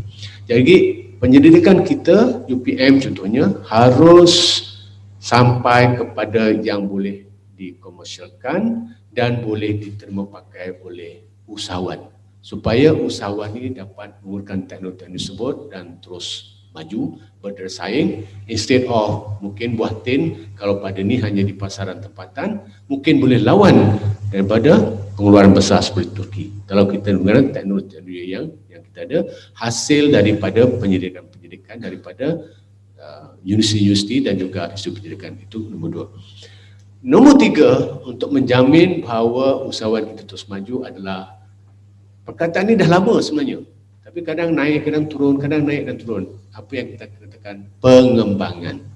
Perkataan pengembangan ni lama. Masa saya buat diploma pertanian pun ada perkataan pengembangan. Sampai sekarang ni lah dipanggil kadang teknologi transfer pun ada, knowledge transfer pun ada, tapi itu adalah pengembangan. Jadi kita harus memperkasakan pengembangan kepada usahawan. Jadi kalaulah maksudnya kita ada teknologi yang boleh dikomersialkan, teknologi yang boleh berpotensi digunakan oleh usahawan, tapi kalau tidak ada transfer of teknologi tadi itu, pengembangan kepada usahawan seperti Hafiz, tak boleh guna juga. Jadi maksud saya ringkaskan sini pada harapan kami, harapan saya, kita ada program-program melahirkan usahawan. Tetapi untuk menjamin usahawan itu terus maju, perlu ada ahli saintis dan sebagainya, ahli ekonomi seperti saya lah contohnya, untuk menasihati usahawan tadi. Itu pertama. Kedua, hasil-hasil penyelidikan sudah sampai masanya bukan hanya di Q1 Q2 Journal. Itu adalah diperlukan. Bukan saya kata tak penting. Itu memang sangat-sangat penting Q1 Q2. Tetapi selain daripada itu, apakah kalau orang industri tanya, apa hasil penyelidikan Prof ni? Oh, saya dah publish Q1 Q2. Dia pun terfikir, apa benda tu? Saya nak apa benda yang saya nak komersialkan, dia kata. Jadi sudah sampai. Itu yang dipanggil third generation universities, mengeluarkan produk-produk, bukan hanya produk-produk komersialkan, produk-produk yang unik, teknologi yang unik yang diboleh gunakan oleh usahawan tempatan. Maksudnya itu maksudnya bukan kita boleh keluarkan maksudnya mechanization dan sebagainya, tapi kalau tak sesuai dengan keadaan tempatan tak boleh juga. Jadi itu maksudnya pentingnya penyelidikan kita harus boleh digunakan usahawan tadi. Yang ketiga adalah yang katakan pengembangan. Jadi kita ada polisi yang bagus, kita ada ahli saintis, ada teknologi, harus perkara ni harus dapat digunakan pakai oleh usahawan melalui program yang dipanggil pengembangan yang berkesan dan sebagainya. Sebab pada masa ni maksudnya of course kita nak keradaan-keradaan kita, petani-petani sudah masuknya juga, sudah sampai masanya mereka-mereka yang bergraduat. Kalau dululah petani-petani maksudnya mereka yang tak dapat kerja mana-mana, tak pandai masuk universiti dan sebagainya, jadi petani. Itu dululah. Tapi sekarang bukan. Yang dah graduate terus menjadi usahawan. Kita boleh, mungkin kita akan tukar perkataan lah. Kita jangan pakai perkataan petani. Mungkin petani macam tak best kan. Kita panggil usahawan. Usahawan apa? Usahawan tani. Jadi menggambarkan yang saya adalah usahawan lah. Jadi mungkin untuk seterusnya kita jangan panggil petani, kita panggil usahawan tani. Rebrand sedikit lah. Supaya usahawan ni adalah mereka yang bergraduat, menggunakan teknologi, berkomersial, ada business plan dia dan sebagainya. Sudah tentunya Hafiz di usahawan sebab dia graduate. Sudah tentunya cita-cita dia satu hari akan memasarkan di peringkat antarabangsa. Bukan lokal saja. Tapi kalau petani kita yang kecil-kecil, cukuplah ke pasar malam. Tapi kita tak boleh gitu. Maksudnya kita nak yang graduate yang mempunyai pandangan yang luas.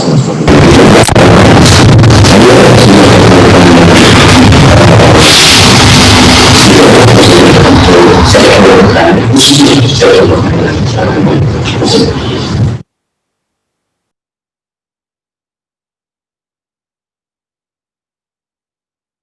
untuk rangkaian yang saya rasa sistem ekosistem yang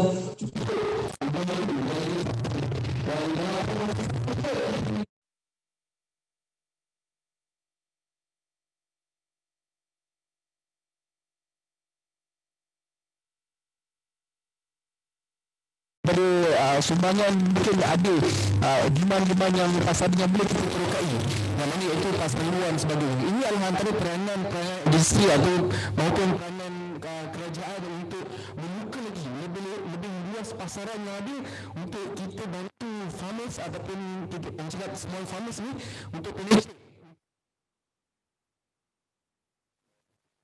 Kalau semua orang menjual, siapa nak membeli? Sama lah perkara yang sekarang kita hadapi sekarang ni. Bila waktu PKP, ramai usahawan stok timbul, bagai sebab cendawan timbul. Ramai usahawan yang selesa yang baru nak jual sini, nak jual sana. Tapi bila dielakkan terpilih sebelumnya, itu adalah dari segi munculkan produk ataupun produk hiburan macam Pernafis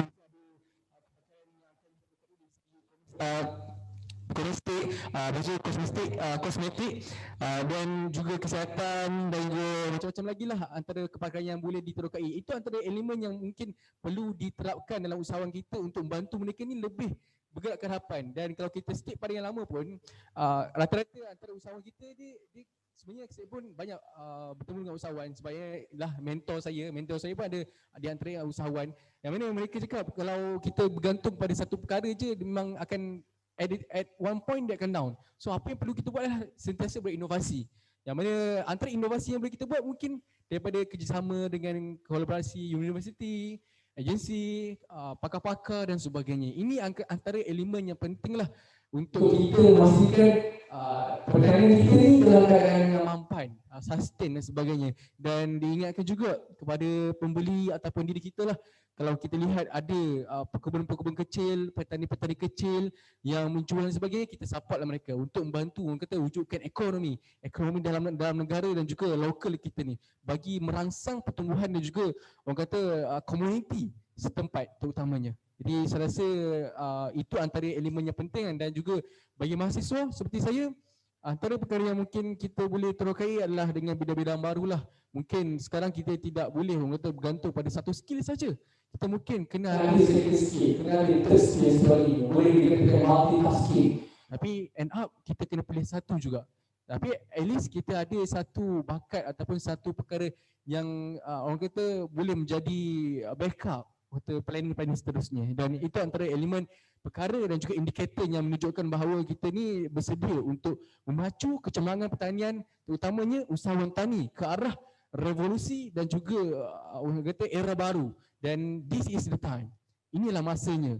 So saya rasa seperti saya, usahawan-usahawan dan juga rakan-rakan saya, kita yakin percaya bahawa dengan bantuan yang telah diberikan, support yang diberikan, kita akan maju lebih ke arah yang ke depan lah seperti Tuan Hafiz sebagainya. Terima kasih. Okey, terima kasih. Kita perlukan ramai pemimpin pelajar seperti Saudara Carol yang mana mampu menilai industri mana yang penting pada ketika ini.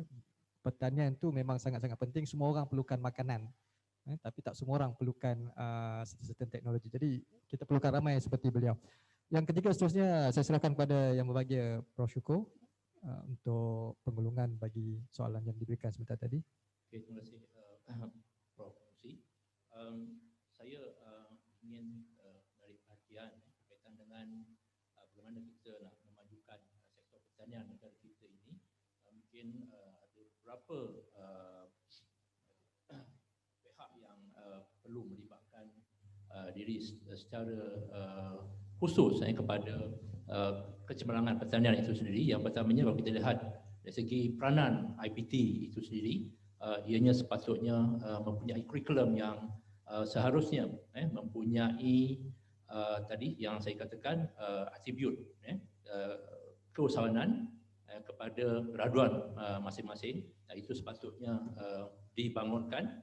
Dan dari segi penyelidikan, sepatutnya pendidikan yang dijalankan, yang dilaksanakan, ianya akan dapat diguna pakai oleh usahawan tani tadi. Kita mahu guna petani, usahawan tani tadi, supaya dari segi penghasilan dia, dari segi mutu, kualiti tadi akan tinggi untuk memenuhi pasaran dan juga untuk meningkatkan pengeluaran masing-masing. Saya seorang pendidik di bidang padi, di mana kita mempunyai projek LRGS dan teknologi yang kita gunakan ialah drone. Apa yang kita laksanakan ialah kita menggunakan drone tadi untuk cuba untuk mengesan penyakit, mengesan serangga, mengesan rumpai, contohnya.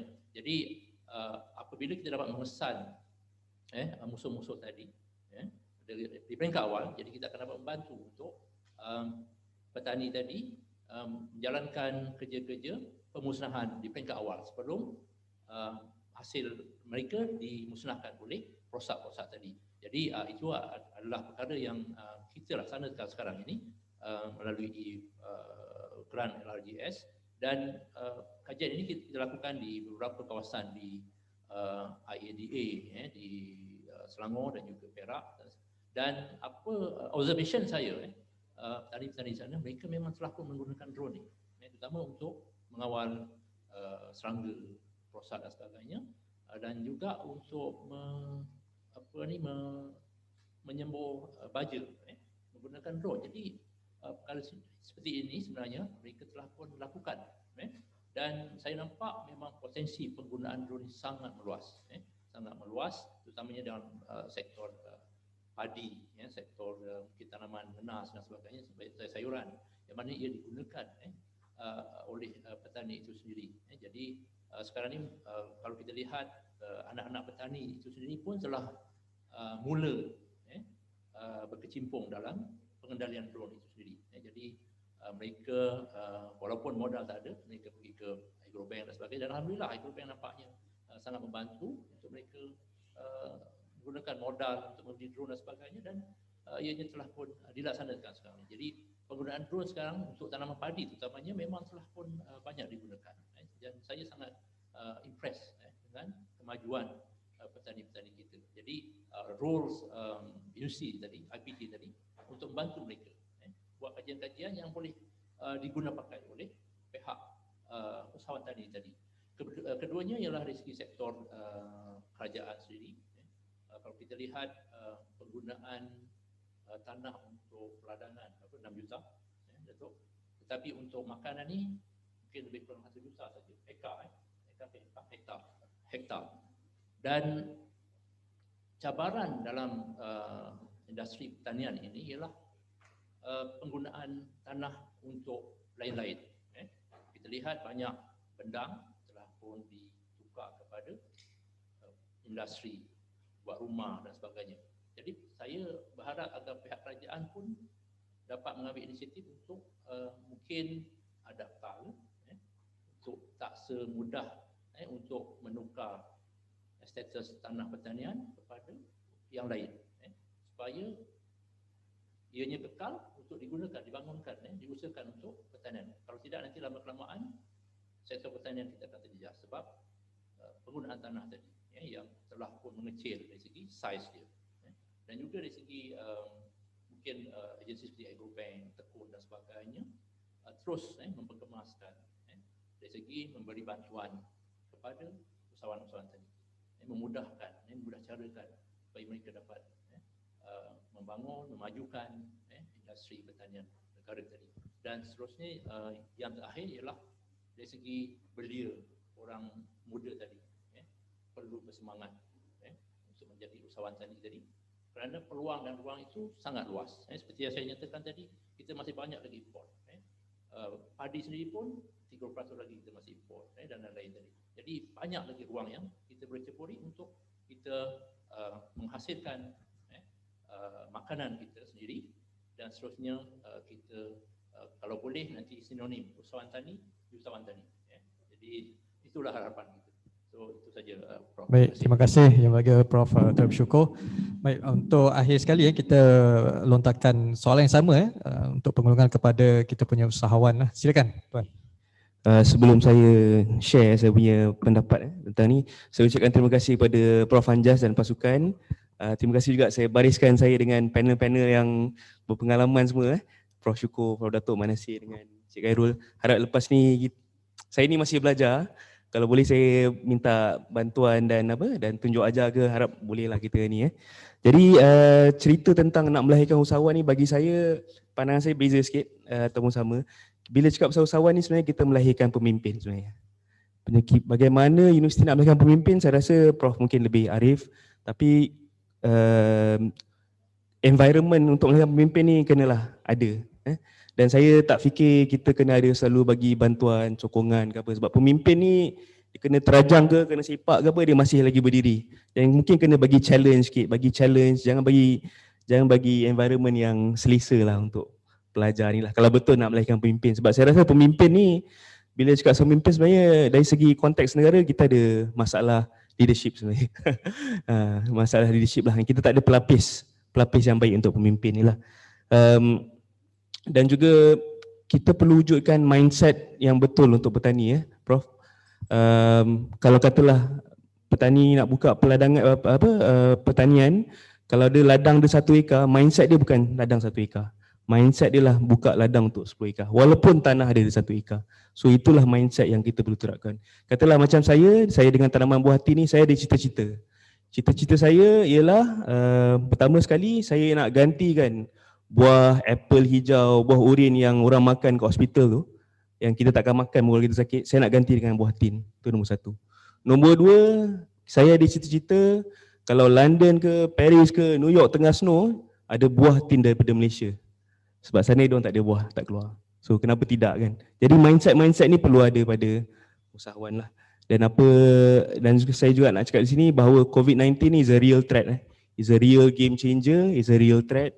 Dan kita sebenarnya bila cakap pasal new norm ni pun, kita pun perlu berubah pada mungkin cara kerja yang baru lah. Kalau dulu kita perlukan 2 hari untuk siap kerja, mungkin sekarang kita kena lebih cepat. Sebab kita tak tahu esok lusa apa yang akan jadi dengan COVID-19 ni lah. Okay, terima kasih. Baik, terima kasih Tuan Hafiz.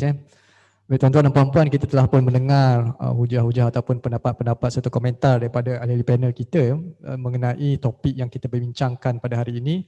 Dan selaku moderator, saya amat berharap agar kita mendapat manfaat dan dapat melihat perspektif pertanian ni dengan lebih meluas, bukan jumut kepada kekotoran saja. Jadi pertanian ni kita perlu melihat dan mengangkat pertanian ni sebagai salah satu industri utama negara. Baik, untuk sesi seterusnya mungkin kita buka kepada ahli penonton-penonton ataupun tetamu yang ada dalam dewan, dan mungkin daripada Zoom kalau ada daripada online tu, kalau tuan-tuan dan puan-puan ada sebarang persoalan yang ingin dilontarkan kepada panel, boleh je hantar melalui aplikasi Zoom tu dekat bahagian chat, nanti saya akan tanyakan pada panel-panel yang berkaitan. Ada soalan daripada dalam dewan ni? Kalau ada, silakan.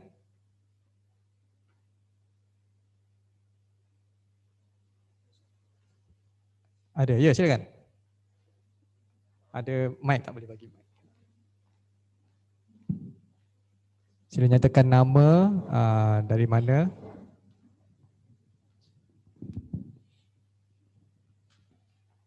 Bismillahirrahmanirrahim. Assalamualaikum warahmatullahi wabarakatuh.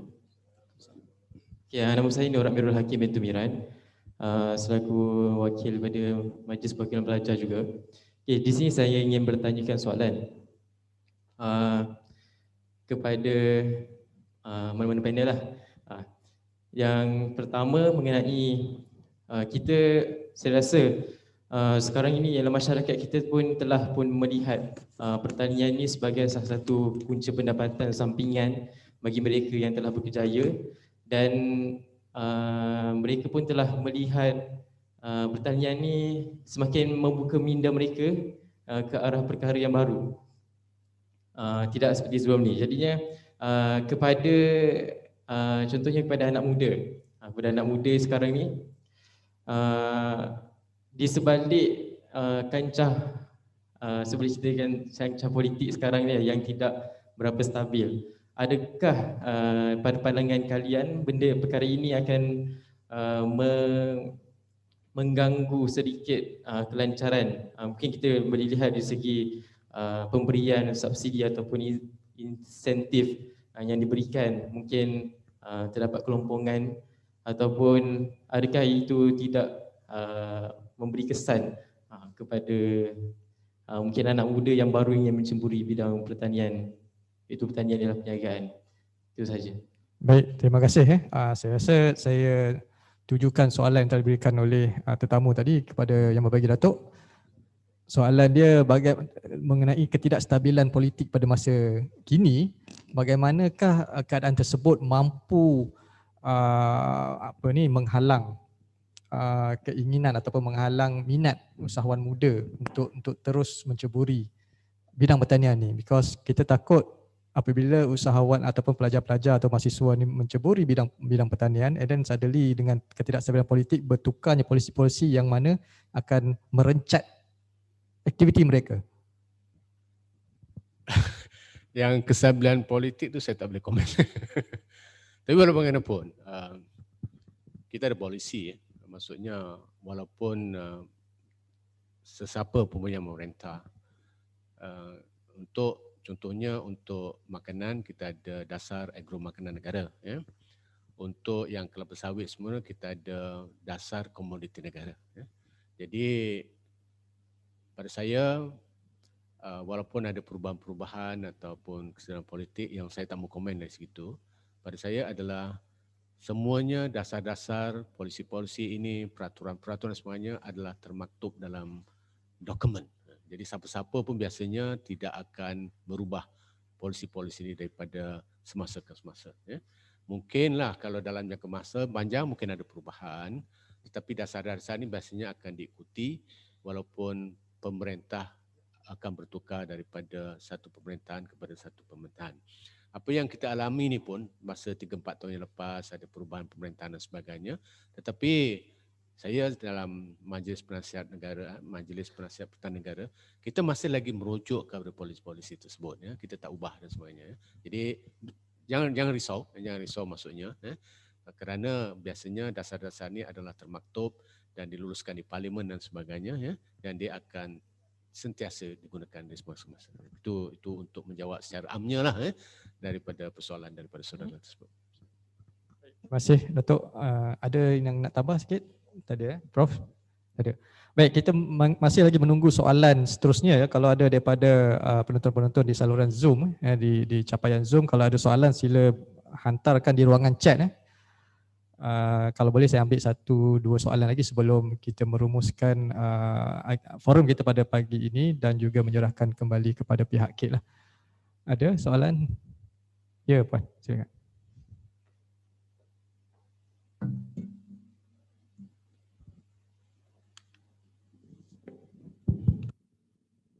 Assalamualaikum warahmatullahi wabarakatuh kepada pengerusi Datuk Profesor Syukur, ahli panel lain.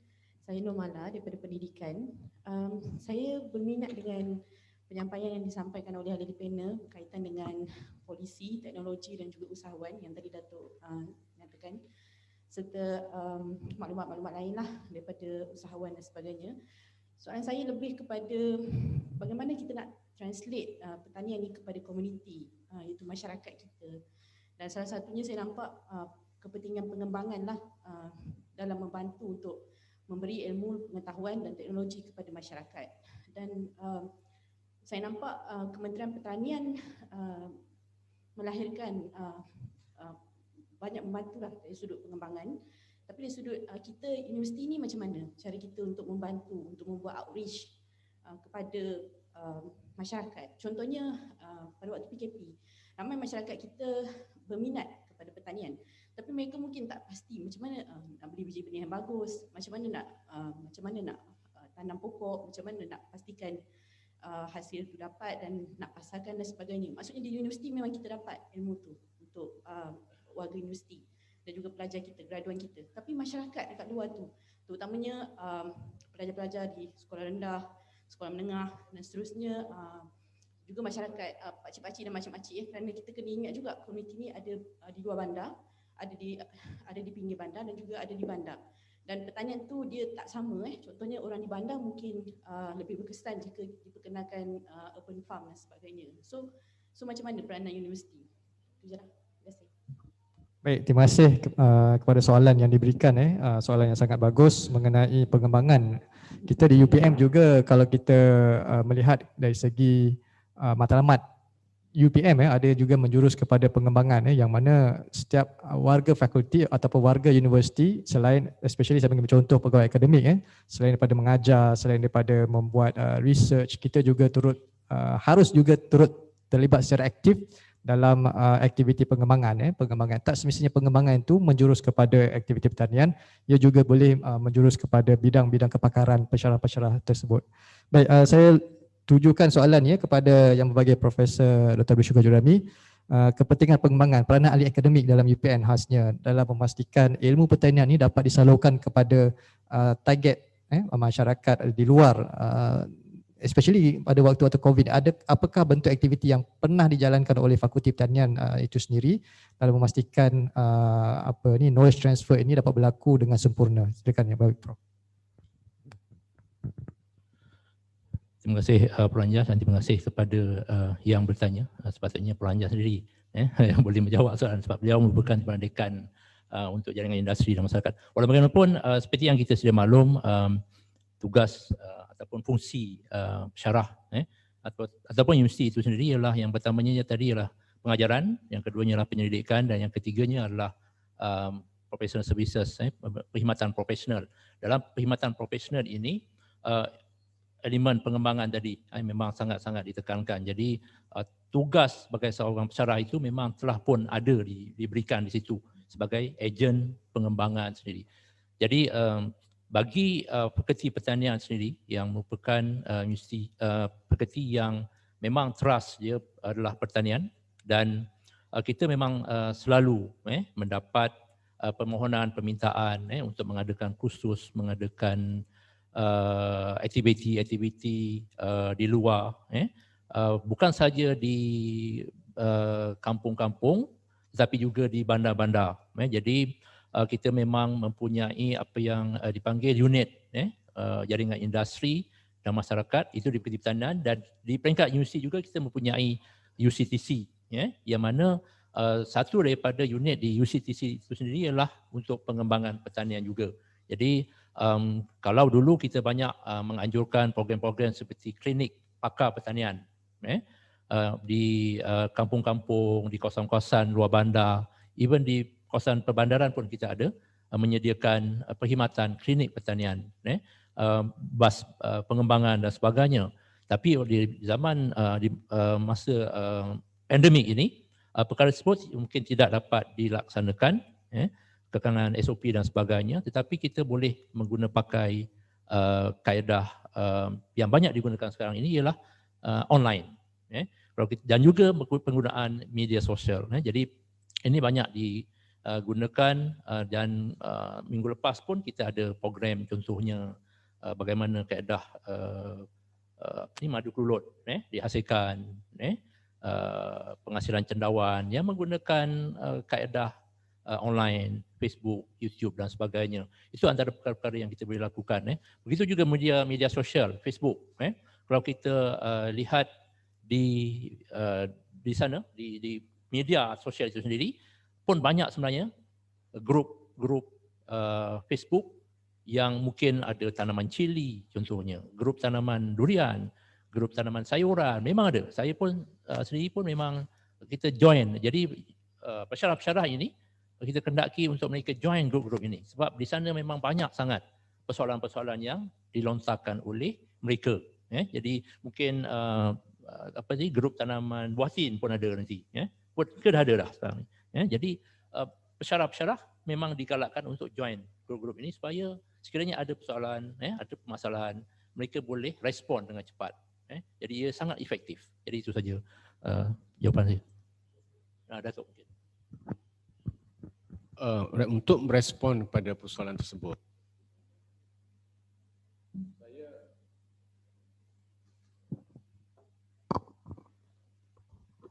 saya ingat dulu masa saya pelajar dan juga diberi latihan untuk menjadi ahli pengembangan pada masa itu. Dia ada konsep dipanggil 2L tu. Saya tak ingat apa 2L tu, latihan dan lawatan ke apa. Jadi ada 2L system. Pada masa tu lah, pada masa tu. Sebab Diploma Pertanian ni banyak akan kerja di Jabatan Pertanian, menjadi pengembangan dan sebagainya. Pada masa tu bukan kita tak dilatih menjadi entrepreneur sebenarnya. Kita pada masa tu dilatih menjadi pegawai kerajaan. Jadi of course sekarang dia dah lain lah. Apabila kita ada kursus tu bukan untuk menjadi pegawai tapi untuk menjadi usahawan. Okey, itu dulu. Jadi pada masa tu sistem pengembangan adalah di mana ilmu di universiti ataupun daripada institusi penyelidikan ada pegawai pengembangan yang menyampaikan ilmu pada petani. Along the way tu tak tahulah berapa peratus yang akan sampai kan. Tetapi segasanya konsep tu dah berubah pada saya. Dia ada konsep dipanggil sekarang ni problem based research contohnya.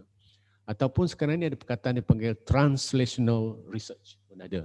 KPT, Kementerian Pendidikan Tinggi pun ada translational research. Di mana researcher, kita sebagai pegawai akademik pun menjadi researcher, kita membuat penyelidikan di tempat petani itu sendiri. Saya rasa ramai daripada kalangan kita pun yang ada padi dan sebagainya, ada putra putra semuanya. Maknanya penyelidikan itu bukan di UPM, di Terengganu, di tempat petani itu sendiri, supaya kita tahu kadang-kadang cuaca di situ, penyakit di situ, masalah pest di situ dan sebagainya. Jadi saya rasa itulah maksudnya sistem pengembangan yang patut dan berlaku dan harus diberi fokus. Sudah maksudnya zaman dulu di mana ahli pengembangan menyampaikan ilmu kepada petani, mungkin ada lagi sedikit-sedikit lah, tapi fokus should be penyelidik sendiri membuat penyelidikan di petani. Itu pertama. Yang kedua, ya, saya berkesempatan melawat satu buah universiti di US, di mana pegawai pertanian di daerah, di sana dipanggil county lah, dia menjawab kepada timbalan dekan jaringan industri masyarakat. Contohnya, Prof. Anjas sekarang ini adalah timbalan dekan jaringan industri masyarakat.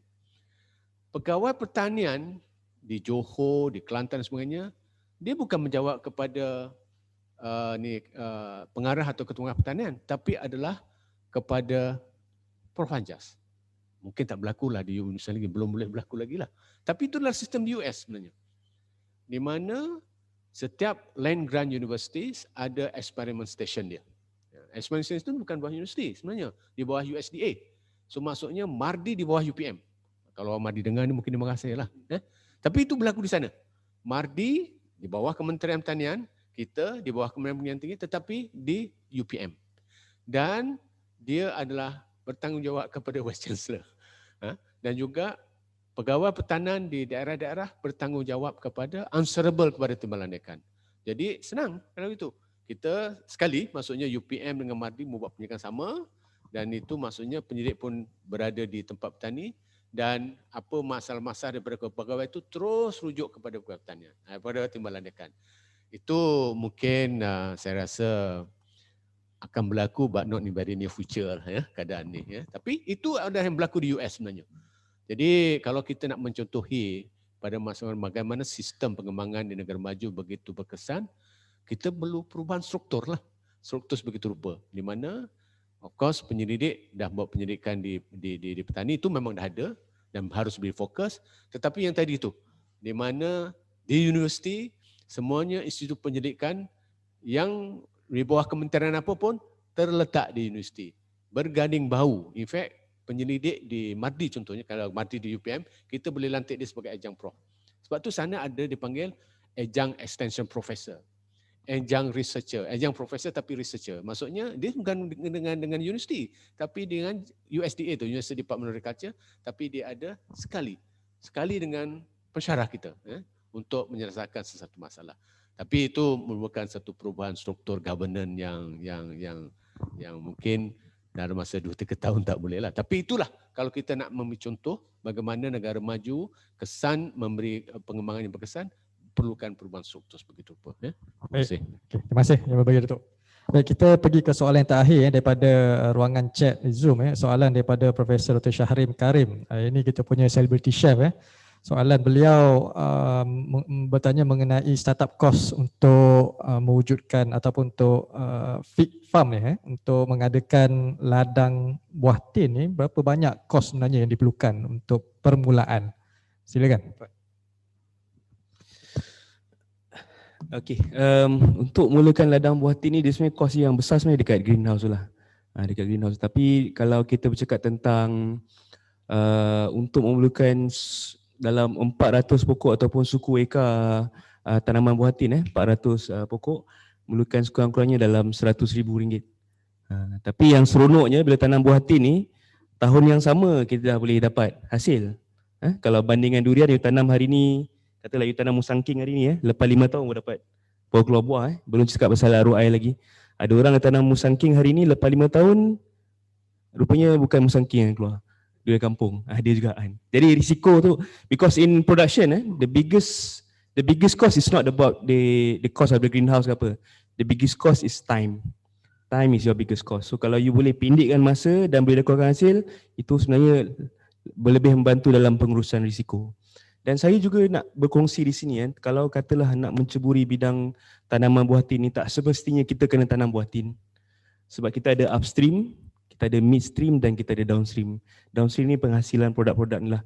Dan sebenarnya Aftar Benefit sendiri kita membuka peluang kepada sesiapa yang berminat untuk sama-sama dalam bidang buah tin ni untuk menghasilkan produk-produk buah tin. Contohnya macam Prof, kalau datang tempat saya ada nasi lemak sambal buah tin. Kalau orang pergi Cameron ada apa nasi lemak strawberry kan. Yang ni kita ada nasi lemak sambal buah tin, saya ada jus buah tin, saya ada teh daun tin. Teh dia, daun ni kita keringkan jadikan teh baik untuk orang diabetik and kolesterol.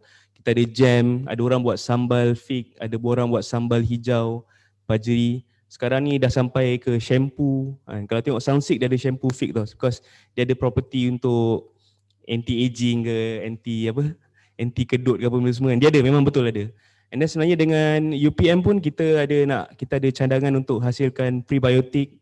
And then getah fig pun sebenarnya Prof, getah fig ni pun ada property untuk menghalang untuk prevent pembentukan radical cancer. Getah saja. So saya membuka peluang ni, tak semestinya nak kena buka buah ladang, tapi kita boleh sama-sama bangunkan industri ni, mungkin lebih menceburi kepada bidang downstream.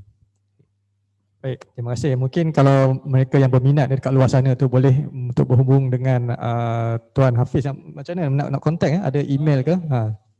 Facebook ke apa semua ke? Ni nak kena promote sikit lah. So kita ada Facebook, Benefits BENEFIGS. Dia sebenarnya benefits, tapi benefits ni, G ni is benefits of fig.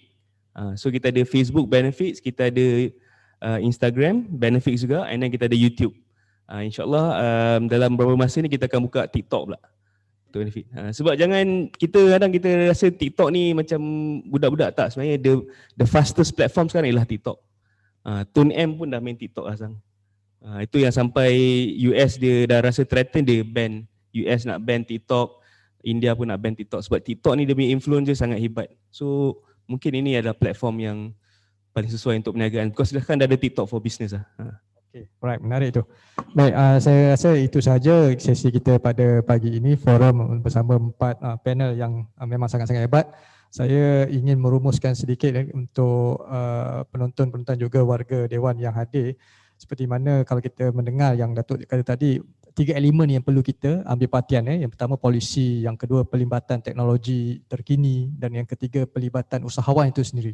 So 3 elemen ini perlu berdaya saing, perlu bergabung untuk memastikan kelestarian usahawan dan kecemerlangan pertanian itu untuk berterusan. Kalau salah satu tak ada, boleh juga berjalan, mungkin dia punya speed ataupun dia punya kelajuan tu agak terbatas. Jadi dengan adanya 3 elemen ni, saya percaya dan juga ahli panel yang pun turut sependapat, InsyaAllah kita punya bidang pertanian akan terus relevan dan akan berdaya saing dan maju untuk tahun-tahun yang akan datang. Untuk itu saya mewakili pihak penganjur, Kate dan juga daripada ahli panel serta daripada Fakulti Pertanian Universiti Putra Malaysia mengucapkan jutaan terima kasih kepada terhadap tuan-tuan dan puan-puan atas kesudian bersama-sama kami dalam forum kecemerlangan pertanian pada pagi ini. Dengan itu saya ucapkan wabillahi taufiq wal hidayah. Wassalamualaikum warahmatullahi wabarakatuh.